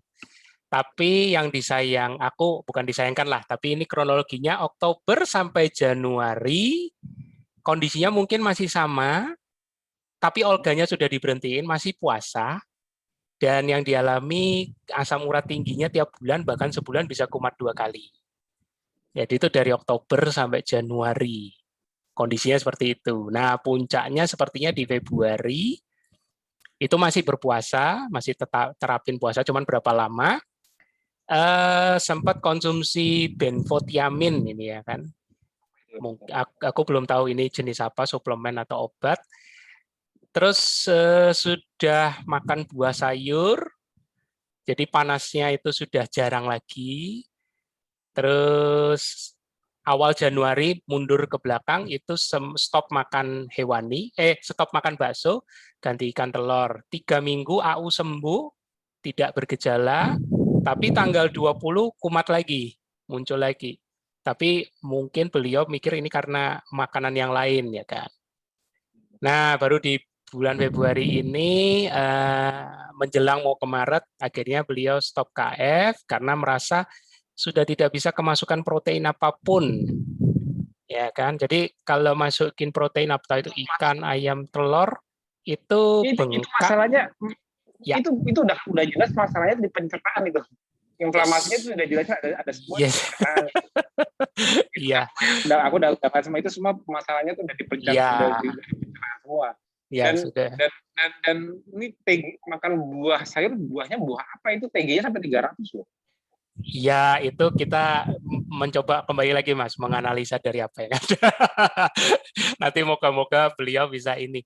Tapi jadi ini studi kasus supaya teman-teman dimanapun yang lihat video ini, kita bukan mau ngejudge, tapi seperti inilah kalau misalnya kita mau membedah bahwa kronologis itu penting.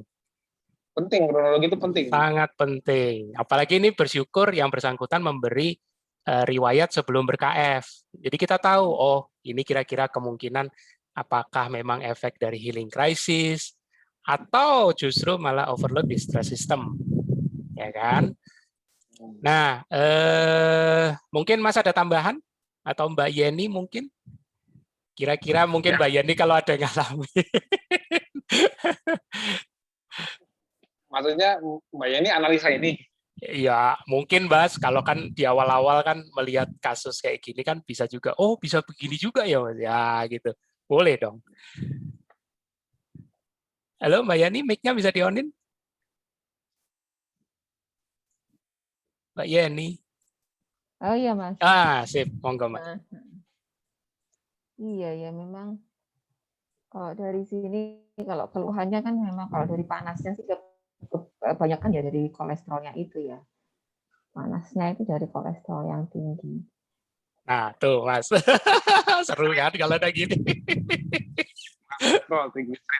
Triglyceridnya yang tinggi itu menandakan insulin resistannya.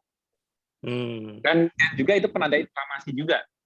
Nah, jadi begitu kemasukan protein terus dia malah bermasalah, itu biasanya asam lambungnya juga jadi lebih naik. Jadi efeknya itu inflamasinya itu di-trigger tuh dari masalah pencernaannya. Itu awalnya dulu itu masalah dari awal juga memang masalah pencernaan, ini juga masuk ke masalah pencernaan lagi. Cuma ini efek panasnya itu sistemiknya, efek respon imun sistemiknya. Jadi masalahnya pencernaan respon imunnya, tapi efeknya kemana-mana, maka dia badannya bisa jadi panas, bisa jadi kayak dan ini coba nanti boleh ditanyain. Biasanya ini munculnya itu antara pagi hari atau sore ke malam hari. Oke. Ya kalau udah dari jam 9 kesiangan itu agak enakan, tapi itu panasnya muncul lagi itu setiap sore hari ke malam hari. Coba nanti itu ditanyakan juga. Kalau tebakanku benar, ya itu penyebabnya. Oke. Dan kenapa? Dan awal yang dia begitu dia ketosis, ini kronologi yang Juli full hewani, begitu dia makan full hewani dan sudah tidak mulai panas di badan lagi, itu sebetulnya seperti yang terjadi seperti orang ketosis. Semua inflamasi turun. Begitu ketosis, begitu adaptasi yang benar dari ketosis ialah semua inflamasi turun.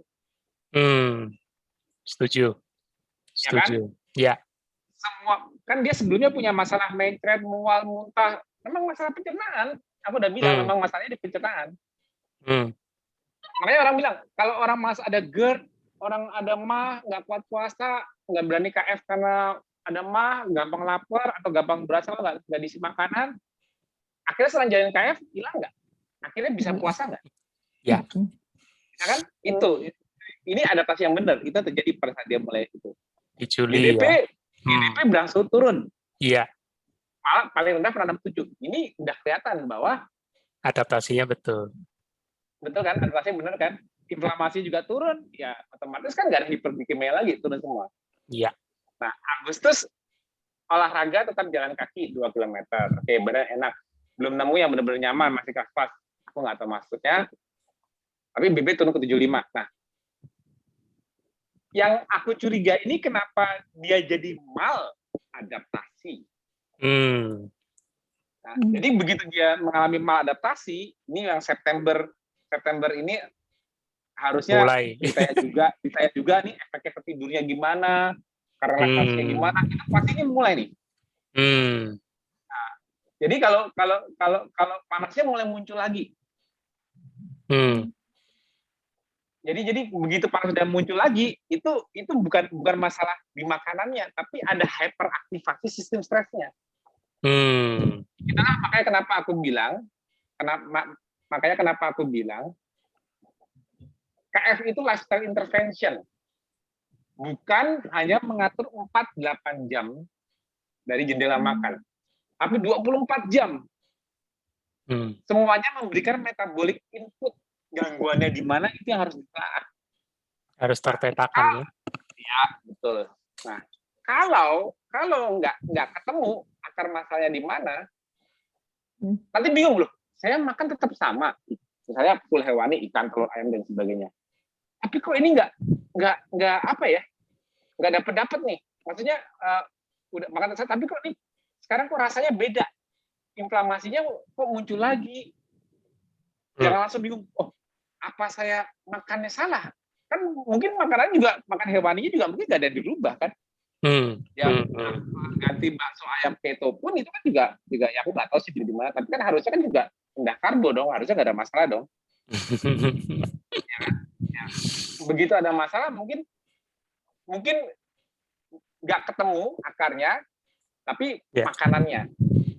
Akhirnya inflamasi yang muncul lagi, masalah dulunya muncul lagi, tapi itu bukan HC. Bukan HC. Bukan HC. Makanya tapi dibilang HC. Nah, inilah aku bilang, jangan gampang ngasih orang itu, tapi dibilang HC. Bukan. Kalau itu cuma malah HC dibiarkan, tapi nggak sadar bahwa dia tidurnya udah makin berkurang, relaksasinya kurang, dan nggak ada usaha koreksinya, tapi dia bingung di makanan, akhirnya cuma HC, di mana aja tetap seperti biasa, akhirnya malah muncul lagi problem lamanya. Dan lihat ini, nggak butuh bertahun-tahun kan, cuma dari Juli ke September, nggak butuh bertahun-tahun nggak makan karbo untuk maladaptasi, cukup dari Juli sampai September, Juli, Agustus, September, gejala yang keluar itu sudah pasti sama seperti maladaptasi. Begitu ini udah panasnya keluar lagi, apa asam uratnya muncul lagi, keluhan lamanya muncul lagi, ya itu juga dibarengin jantung lebih berdebar, tidur lebih sulit, pipis berlebih, itu yang makanya harus ditanyakan dulu. Terus badannya mulai kram-kram, pegal-pegal, efek inflamasi sistemiknya.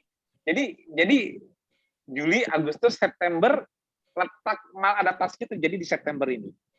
Tapi berlanjut terus nanti Oktober, November, Desember ini nggak terkoreksi. Karena masih puasa itu. Nah, akhirnya begitu masukin unsur karbo yang lebih tinggi dari unsur sayur dan buah, aku rasa di buahnya ya. Buahnya agak lebih tinggi supaya nurunin gejala. Karena akarnya nggak ketemu, tapi kan kalau makan buah kan otomatis kan unsur karbonya jadi lebih tinggi kan kalau banyak kan. Nah, itu menurunkan gejalanya dengan cara karbo ya, jadi sama seperti sebelum KF lah gampangnya. Sebelum KF ya semua orang lah, nggak usah itu, sekitar kita banyak orang kelihatan sehat sekitar kita. Tapi begitu dia telat sarapan nanti dia berasa. Begitu dia nggak sarapan dia mulai muncul lagi. Kayak gini deh, contoh gini ke Mbak Yeni deh. Mbak Yeni sejak kemarin citing-citing itu kalau nggak makan, telat makan dikit, kerasa lagi nggak nyeri-nyerinya? Lapar. Iya. Lapar. Kalau saya, iya. Betul. Jujur aja, Mbak Yeni jujur aja. Nah, Mbak Yeni kan pernah ada citingnya. Nah, tapi kalau Mbak Yeni itu udah mulai masuk karbo gitu, udah itu Mbak untuk nutupin gejalanya kan memang harus makan karbonya kan? Iya. Tapi kalau itu yang aku maksud, Mbak kembali ya sebetulnya sama aja sebelum Mbak KF juga aja jatuhnya. Orang bisa punya diabetes, orang punya masalah apa-apa nggak kelihatan. Kenapa? Karena mereka sudah makan. Karena mereka yang dimakan itu bukan hewani. Makan hewani nggak bisa menutupi gejala. Aku jamin. Makan hewani nggak bisa menutupi gejala. Kalau di kondisi KF harus diperbaiki akarnya. Kenapa? Makan hewaninya nggak menutupi gejala. Yang kalau makan langsung menutupi gejala, sudah jelas itu unsur karbonya pasti tinggi. Ya sama seperti sebelum KF itu terjadi. Jadi kalau aku teliti di sini, pemicu maladaptasinya di bulan September itu. Dan berlanjut terakumulasi sampai Februari ya Mas ya. Betul sekali. Akhirnya dia mau nggak mau stop KF. Dan kalau udah stop KF nggak bisa masuk apapun yang memicu. Karena kalau inflamasinya dia kalau dia makan hewani, kan aku udah bilang kalau dia makan hewani kan butuh denaturasi, asam lambungnya keluar, sedangkan problemnya masih di lambungnya. Ya. Jadi saya tambah malah memicu. Si malakama. Akhirnya malah efek kemana-mana karena kenanya di pencernaannya. Nah, seandainya karena Mas. Masalahnya sebelum kaya juga pencernaan. Ya, seandainya beliau menanyakan kalau mau kembali mau ketosis lagi, mau pakai metode KF atau ketogenik atau low carb atau apapun. Kira-kira solusi yang bisa Mas Tio berikan seperti apa sebagai langkah awal? Karena kan dari tebakanku di September ini dan sampai ini kan jatuhnya berarti kan udah lama nih dibiarkan menjadi sejak gejala awal dibiarkan lama sampai September, Oktober, November, Desember, Januari ini kan udah lama hibernasi.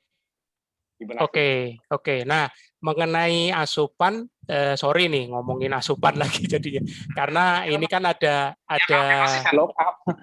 Enggak, maksudnya.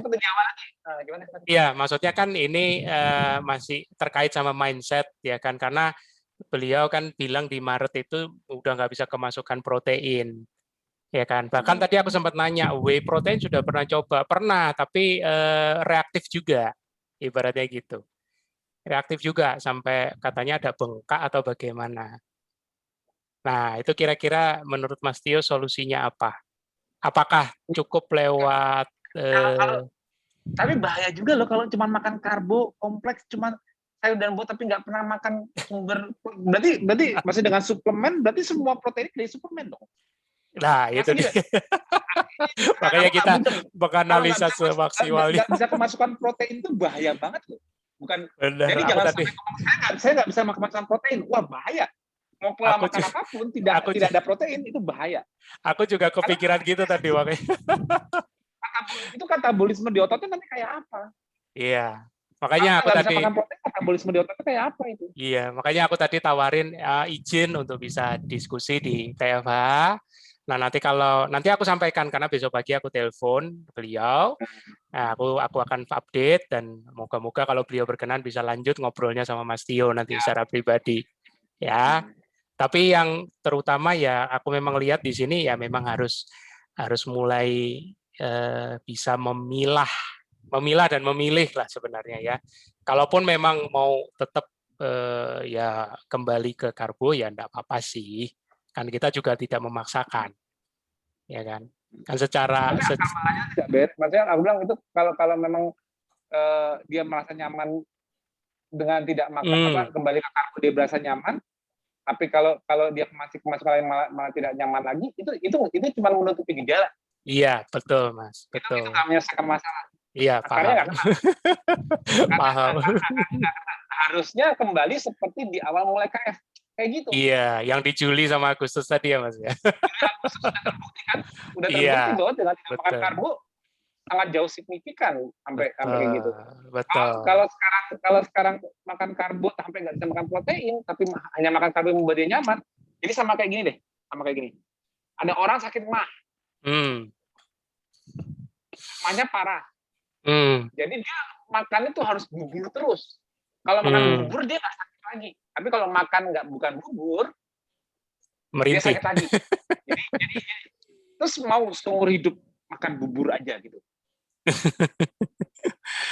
Cuma menutupi gejala kan nggak mungkin dong, akarnya nggak dapet dong, akarnya nggak kena. Memang jadi nyaman, memang jadi enakan, tapi akarnya beres nggak akarnya, akar masalahnya. Ya, ini mirip sama curhatannya Mbak Yeni tadi. Kan pasiennya pada pengen dapat talk chair-nya langsung. Cuma makanya begitu pandangannya berubah waktu kurangi nasi ya. Kayak gini langsung. Karena konsepnya itu tenaga. Jujur kalau orang nggak ketosis ya pasti tenaga dari karbo. Aku jujur aja ya. Kalau orang nggak ketosis ya tenaganya cuma dari gula. Gimana caranya nggak? Gitu. Saya udah memasukkan karbo, berarti kan saya nggak ketosis. Berarti kan otak kan nggak pakai keton. Ya berarti kan otak kembali pakai gula kan. Selesai dong. Itu dong. Itu fisiologi ya. Intinya kalau seorang keluar dari ketosis, artinya otaknya nggak pakai keton. Ketosis itu kan membuat otak bisa mengakses, bisa pakai keton, artinya lemak di badan dulu. Itu fisiologi basic selesai. Kalau aku tidak ketosis, masuk karbo lagi, berarti yang sudah pasti terjadi secara fisiologi apa? Otak pakai gula nggak? Gitu ya? Iya, betul. Kalau otak sudah pakai gula, berarti dia glukos dependent nggak? Iya. Tenaga di otak.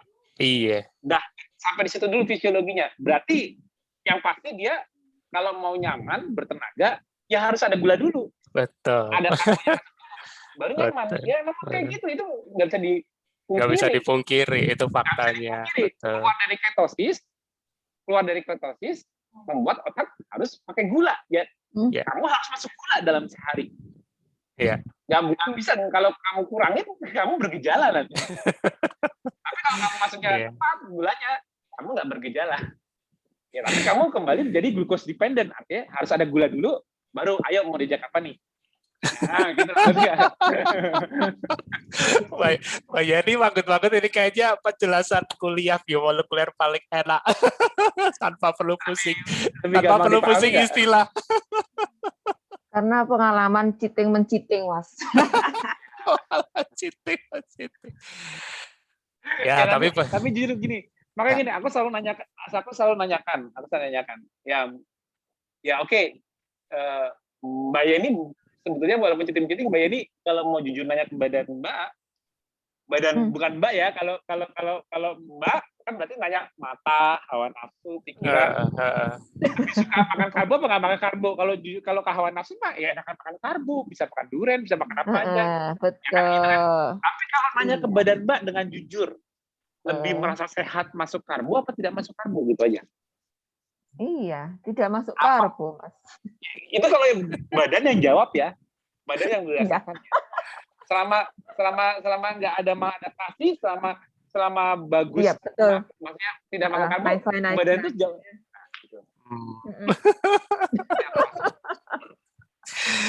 Ya, tapi bagaimana? Bisa bohong.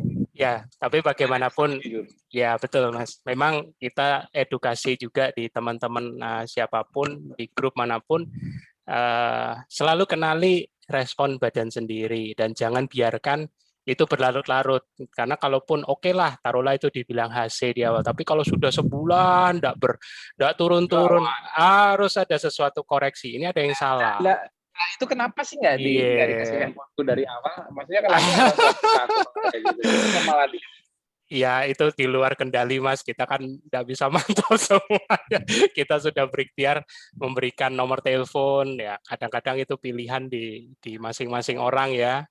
Maksudnya memang kalau kayak susah ya, namanya kan nggak semua orang punya cara analisa yang sama ya kan. Iya. Sebenarnya aku sehari itu 200-300 japri udah kenyang. Jadi nggak usah sungkan japri aku kalau memang ada masalah-masalah tertentu, apalagi dengan penyakit yang khusus tertentu, nggak ada. Handphoneku dipajang kok di Facebook dari dulu, orang udah tahu. Jadi dan diharapin ceritanya yang lengkap begini ya. Ya kalau nggak lengkap aku koreksi. Kalau nggak lengkap aku korek malah sekarang. Gak kebayang 200-300 chat Japrian kalau dikorek semua habis berapa waktu? Nggak mau habisnya masa cuman saya ada gejala gini saya harus makan apa, harus minum apa. Aduh. Kok makan apa, minum apa. Ya kalau asal makan minumnya benar, belum tentu dari situnya gitu loh. Maksudnya jangan orang ya contoh kayak tadi itu kasus tadi. Orang apapun yang dia makan dari bulan apa tadi, Juli, Agustus itu kan sama, nggak ada perubahan. Betul. Apa yang membuat makan Juli, Agustus membuat dia menjadi kekurangan sesuatu dan gejalanya kembali? Nggak ada. Nggak ada. Ya kalau misalnya ada berpikir karena bertahun-tahun nggak makan sesuatu misalnya, jadi lihat nih nggak bertahun-tahun, ini cuma 2 bulan. Jual 2 bulan. Berarti masalahnya bukan itu. Iya. Berarti masalahnya bukan di makanan. Justru makanan di awalnya udah benar adaptasinya. Ada sesuatu di bulan ketiga yang membuat muncul maladaptasi. Ya, makanya kalau makan sumber hewani, aku bilang kayak tadi aku ngajarin Mbak Yeni. Kalau pas makan, biar nggak rumit, lihat. Jangan ada karbo. Karena kita tujuannya mempertahankan ketosisnya. Oke, selesai di situ. Apa yang ada? Ikan, telur, ayam, daging, semua sumber hewani udah lengkap. Dah, ambil itu dulu. Dah. Kalau kita makan hewani, ya apa fisiologinya hewani itu untuk ikan, pokoknya animal kingdom ya, yang ada di animal kingdom. Kita manusia pun juga masuk ke animal kingdom. Ini yang kayak aku contohin dulu, anggap aja manusia itu kanibal. Anggap aja nih, walaupun bukan ya. Manusia sebelah kita itu kan animal kingdom. Yeah. Dari makro dan mikro esensialnya ada di manusia sebelah kita. Kita makan dia, dapat semua kita. Selesai nggak? Nah, sama. Hewan juga seperti itu. Hewan itu animal kingdom. Apa yang kita makan, dapat semua kita dari hewan. Karena mereka makhluk yang mobile. Mudahnya untuk awam ialah mereka makhluk yang bergerak, mobile. Untuk mobile itu reaksi-reaksi kimianya sama seperti kita yang dibutuhkan. Ya. Makanya tanpa ilmu kita makan mereka, kita dapat. Ya, maksudnya. Iya. Tinggal mindah aja ibaratnya. Ya kan? Karena kan kita makan sesuatu yang bergerak. Bergerak sama seperti kita, mobile. Ya kan? Sistemnya nggak jauh beda. Betul nggak? Oke. Anggapnya gini deh. Anggapnya kalau dalam percobaan-percobaan itu kan sering memakai tikus sebagai contohnya. Ya. Untuk eksperimen pankreas, jantung dan sebagainya kan memakai tikus kan untuk memimikan apa yang terjadi manusia ya. Sebelum in vivo-nya kan. In vivo.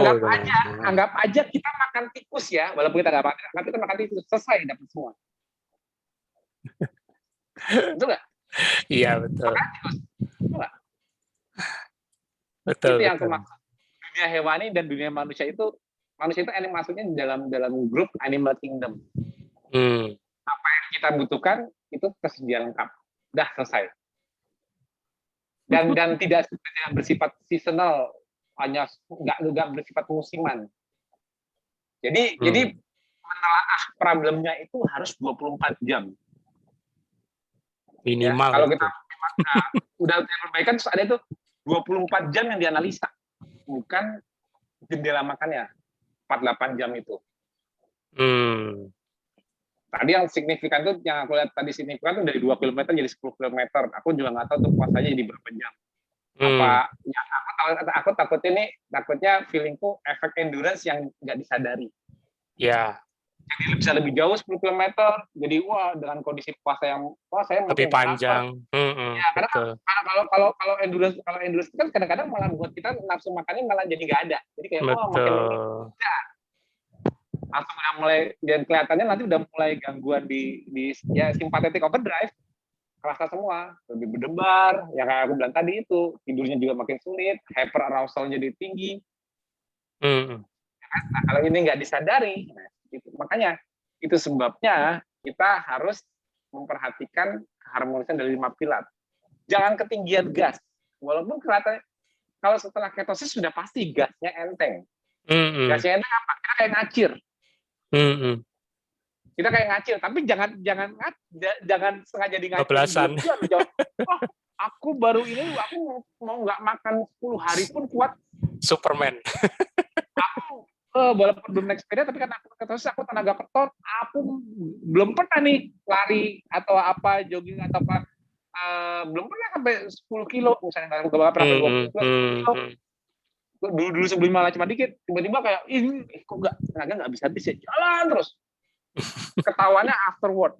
Kalau endurance itu ketahuannya afterward. Makanya kalau aku lebih suka nyuruh orang latihan beban, kenapa? Mau kamu ketonnya meningkat tinggi, coba angkat, nggak pernah ngangkat beban sama sekali, nggak bakal bisa kamu ngangkat 20, nggak bakal bisa kamu ngangkat 20 kilo kayak gini. Nggak ada tenaga keton bisa membuat kamu 20 kilo dipaksa, nggak bisa. Tapi kalau untuk kamu naik sepeda, jalan berkilometer, walaupun belum pernah latihan sebelumnya, bisa. Hati-hati. Itu perbedaannya. Karena itu cuma main kardio doang. Iya. Cuma main stres doang. Jadi kadang-kadang suka nggak sadar diri. Progresnya harusnya pelan-pelan, bertahap. Ini nggak sadar diri. Makanya aku lebih prefer nyaraninnya ke weight training. Kenapa? Karena dia di stop oleh laktat dia sendiri. Karena dia ototnya belum banyak, kemampuan ngangkatnya rendah, dia berhenti sendiri. Sakit kok. Masa sakit dipaksa? Kalau kita jalan, lari, sepeda, karena udah jadi fat burning mode, nggak sadar. Terus seperti seakan nggak kerasa sakitnya, nggak kerasa pegelnya. Mungkin ada nih yang runner, yang baru belajar running atau apa. Itu pertama dia lari nggak pegel, kalau asal dijalanin terus nggak pegel-pegel. Tapi setelah latihan baru, sakit-sakit ininya semua kerasanya. Jadi ketawanya malah efek berlebihan itu di belakangnya. Setelah itu karena pas menjalankannya tidak cepat diingatkan. Yang cepat mengingatkan tuh kalau latihan beban. Kenapa? Itu harus kontraksi. Ya. Mau dia anggap aja orang non keto deh. Orang non keto yang masih makan karbo, kalau nggak pernah latihan beban sama. Mau ngangkat beban itu tenaga gula, minum teh manis 2 gelas, kalau belum pernah latihan beban nggak bakal kuat ngangkat 20 kilo. Sama. Orang ketosis, tenaga keton, belum pernah latihan ngangkat 20 kilo juga nggak bakal kuat, aku jamin kok. Nggak mungkin. Kemampuannya pasti terbatas oleh kapasitas workout-nya dari jumlah ototnya. Jadi kalau kita mau memberikan demand 20 kilo, ya harus diberikan sesuai itunya. Nah, kalau endurance ini demand berlebihnya kita suka nggak sadar, nggak ketahuan karena kita oksigennya nggak hilang karena kan cuma kardio doang. Ya. Tiba-tiba itu yang harus diingatkan. Makanya itu yang hati-hati. Hati-hati, dan itu udah kelihatannya sympathetic overdrive seperti yang aku sering jelaskan gejalanya, yaitu ujung-ujungnya nanti kalau sympathetic overdrive atau gasnya ketinggian, ujung-ujungnya ngeremnya susah. Nah, lihat apa? Ngeremnya susah itu apa? Ngerem itu kan relax dan feeding, makan. Untuk relax susah, untuk makan susah. Iya. Akhirnya jadi kalau aku bilang yang aku ajarin itu kan gas, rem, stop. Gas itu fasting, puasa, olahraga atau bergerak, berpikir, itu gas. Kita dari pagi ngegas. Kita nggak makan apa ngegas. Tapi jangan lupa ngerem. Rem itu apa? Relaksasi, makan. Jadi kita lebih santai. Nggak terlalu aktif lagi gasnya. Akhirnya kita nanti mudah stop. Stop itu apa? Dimatiin mobilnya, tidur. Besok pagi seger lagi, enteng lagi gasnya dari awal. Kan kalau udah tidur kan mesinnya dingin. Iya. Gas lagi. Nah, kalau kita gasnya ini sampai kelebihan antara fasting, moving atau bergerak, workout, thinking, stres pikiran, psikologi berlebihan, lihat efek ngeremnya. Nanti ngeremnya malah berkurang. Ngerem itu kan relaksasi dan makan. Yang kelihatan duluan saat gas ketinggian itu ialah relaksasi dan makan. Kita lebih kayak nggak tenang, ya kalemnya jadi hilang, relaksnya susah, jadi kayak lebih pokoknya untuk rileks itu susah jadinya. Terus maka kepengaruh, kenapa feedingnya kepengaruh? Kenapa? Karena langsung efek stres overdrive atau simpatetik overdrive itu langsung ke lambung. Pencernaan lagi baliknya. Wow. Makanya kan begitu yang bulan September itu kan dia langsung gejala untuk pencernaannya muncul semua lagi. Muncul lagi. Pencernaannya efeknya ke gejala dia panasnya muncul lagi. Kayak dulu lagi sebelum KF. Dia kan panas, mencret, lambung, itu kan sebelum KF. Muncul lagi via pencernaannya lagi yang sebelumnya pencernaannya udah nyaman. Itu cuma gara-gara apa? Gara-gara gasnya kelebihan. Jadi ngeremnya berat. Jadi analogi gini, gasnya kebanyakan, ngeremnya gimana mau direm nih? Tapi nggak sadar. Yang paling buruk kalau nggak sadar ini penyebabnya karena stress overdrive ialah, wah biar lebih sembuh, panjangin lagi puasanya. Karena mikirnya puasanya healingnya. Padahal penyebab awalnya udah gasnya ketinggian. Wah itu udah panjang, misalnya terjadi seperti itu, misalnya itu yang dilakukan, wah itu ngeremnya makin susah lagi, makin parah lagi lambungnya. Nah, kalau gas udah ketinggian, remnya udah susah, kira-kira matiin mobilnya atau tidur mudah nggak? Kira-kira? Nggak bisa dipungkirin, ujungnya di situ. Dan kalau ini berlarut-larut terus sampai berbulan-bulan itu makin ke depan tidurnya makin mungkin nanti Mas Budi coba tanya, gampang bangun, jadi gampang. Kadang-kadang gini, jadi ada hyperarousal. Bangun tidur, jadi bangun tidur lebih sering, bisa gini, sering bangun untuk pipis tapi susah tidur lagi. Jadi langsung kayak tegang lagi, hyperarousal, atau tidur bisa mimpi buruk, sering mimpi buruk gitu, gampang terbangun. Itu salah satu contohnya hyperarousal. Atau mau tidur itu kayak pikiran melayang, kayak mau tidur tapi nggak los gitu loh. Nggak angler kalau bahasa Jawa. Ya pokoknya itu sebenarnya hyperarousal. Hyperarousal itu karena simpatetiknya nggak turun-turun. Karena gasnya tadi itu remnya udah berkurang. Efeknya kalau nurunin gas itu kan pasti dengan rem dong. Tapi ini ngeremnya berkurang. Jadi gasnya kan nggak turun. Dan gimana kita dalam posisi jalan gas gitu mau matiin mobil? Susah kan? Iya. Gimana mau tidurnya? Tidur itu harus rem dulu, relax dulu. Makan itu membuat relax. Membuat kita ya kayak gini deh. Makan itu membuat kita lemes, santai, kenyang, ngantuk, blek, tidur. Nggak bisa tegang terus. Nah ini gimana? Ini yang kelihatan sih, apalagi dari analisanya ialah makannya udah pasti sulit. Karena apa? Gas yang ketinggian itu membuat lambungnya udah bermasalah lagi seperti sebelumnya. Ya. Itu dia, Mas. Oke. Thank you, Mas. Mbak Yeni, kita sudah hampir di penghujung acara. Monggo Mbak, kasih closing statement. Boleh statement penguatan. Apalagi udah dapat studi kasus, dapat juga nih kuliah dari Mas Tio. Itu Mbak juga sebagai pemula, ini juga bisa jadi contoh lah Mbak. Maksudnya pentingnya menjaga harmonisasi. Jadi kalau Mbak sekarang merasa enak, badannya apa-apa semua yang saya tadi itu benar. Nah, sekarang Mbak Yeni juga akhirnya ngerti kan bahwa KF itu tidak hanya mengontrol apa yang dimakan. Udah paham dong? Biar Mbak sekarang menghindari karbo untuk yang lainnya. Jadi sekarang kalau Mbak lihat kasus seperti ini, lebih penting melihat 24 jam apa cuma makanan doang? Nah, itu yang harus lebih banyak dipelajari lagi Mas ya. Untuk saya pribadi maksudnya. Iya, betul. Makanya itu harus jadikan gitu. Makanya Mbak itu harus benar-benar lihat dalam sehari. Apalagi nih Mbak, yang masih bilang ngaku sama aku tidurnya masih suka malam. Betul. Nah, ingat, berusaha minimal di kondisi sehat ya, sehat minimal 6-8 jam. Kalau saya sedang sehat, nggak ada gejala, minimal sehari saya dapat 6-8 jam. Tapi kalau ada gejala, artinya saya sakit, lebih ya. Jangan berusaha buru-buru seger dengan, kok saya lebih lemes ya, kok pagi-pagi heart rate saya lebih tinggi ya, kok saya gampang lapar ya, lebih itu. Jangan buru-buru pengen apa ya, saya harus makan apa supaya saya seger lagi.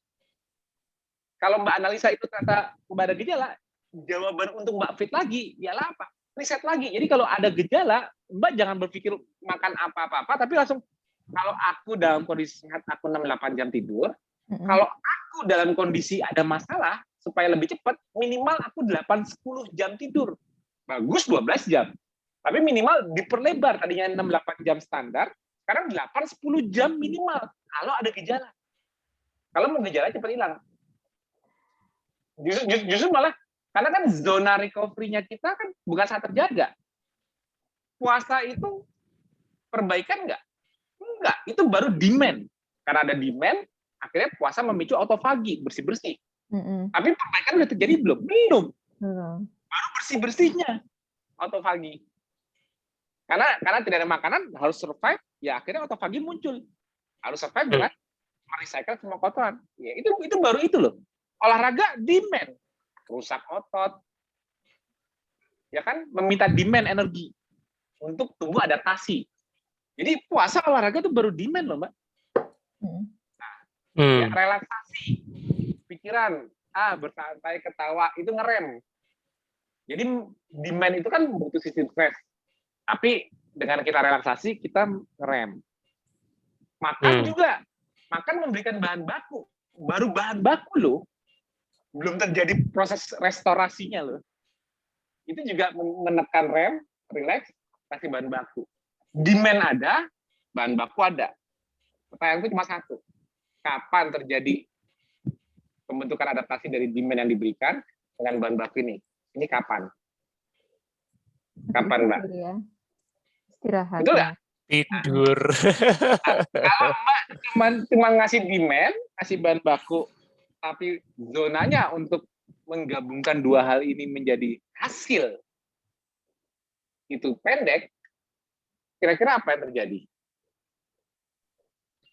Ya stresnya lagi ya berarti. Ya kan? Nah, Dan itu. Jadi ini untuk itu.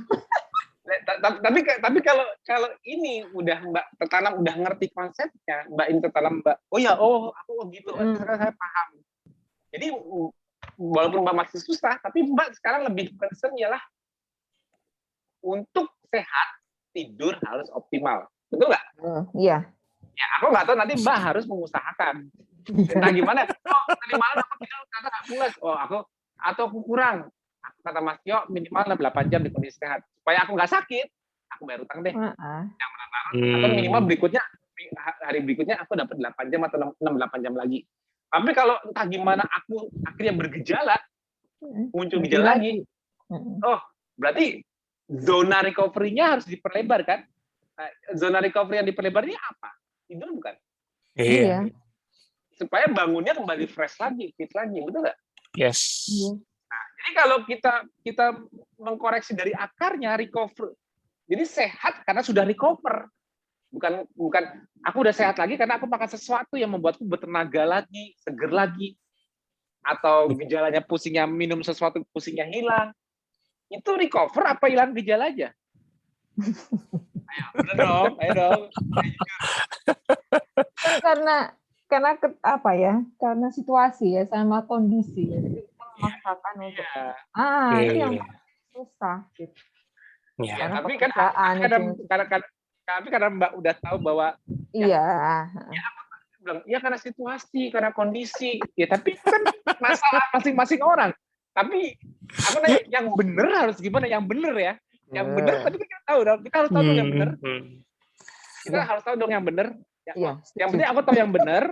Entah apa nanti masalah situasi aku beda-beda, aku nggak bisa nyamain kayak aku. Supaya ini sama aku jelas beda situasinya. Exactly. Tapi kita harus berusaha mensinkronkan dengan yang benar dong. Jangan berusaha menjustifikasi yang salah dong. Tapi gimana situasi kondisi saya kayak gini? Ya gini, jadi kita malah berusaha menjustifikasi sesuatu yang salah padahal kita tahu yang benar. Itu kan nanti malah jadi konyol. Ya walaupun belum bisa dilakukan, tapi ya terserah. Tapi Mbak tahu yang benar yang mana kan? Yang benar harmonisasinya yang harus dijalankan itu apa? Apa setengah situasi kondisi saya gini, saya mau gimana lagi harus gini-gini ya terserah. Tapi itu kan nggak bisa menutupi kebenaran, benar nggak Mbak? Jadi yang aku kasih ke Mbak itu kebenarannya dulu. Entah gimana Mbak mengadaptasinya. Setuju nggak? Ya. Setuju nggak? Malam ini tak temenin sampai malam, soalnya aku juga mesti upload. Jadi aku tiap Rabu dan Sabtu itu pasti upload. Monggo Mbak Yeni, closing statement silakan. Terima kasih. Memang pertemuan malam ini memang sangat bermanfaat ya Mas ya. Jadi dengan begini kita juga merasa, oh iya ternyata ya memang harus banyak belajar. Kita harus masuk, kalau memang sesuatu itu harus dipelajari dengan sungguh-sungguh. Ya. Jadi memang tidak setengah-setengah, dan akibatnya malah tambah jadi fatalitas juga kalau kita tidak tahu sebenarnya konsepnya seperti apa. Dan komitmen sebenarnya. Namanya sudah mulai, perjalanan itu harus dijalani dan diikuti secara benar, gitu ya. Terima kasih Mas Tio, terima kasih Mas Tio. Thank you Mbak Yeni. Thank you juga Mas Tio, tadi sudah ikut membedah bersama Mbak Yeni, walaupun Mbak Yeni juga ngamatin, tapi tidak apa-apa, aku yakin Mbak Yeni juga banyak belajar. Ya, moga-moga besok beliau yang bersangkutan mau konsul, moga-moga ya, tetap kita kembalikan pilihannya ke ini. Oke teman-teman, kita akan jumpa lagi di TFH edisi hari Sabtu, di minggu ini masih ada lagi, nantikan terus ya narasumber yang pastinya selalu inspiratif buat teman-teman simak. Oke, selamat malam.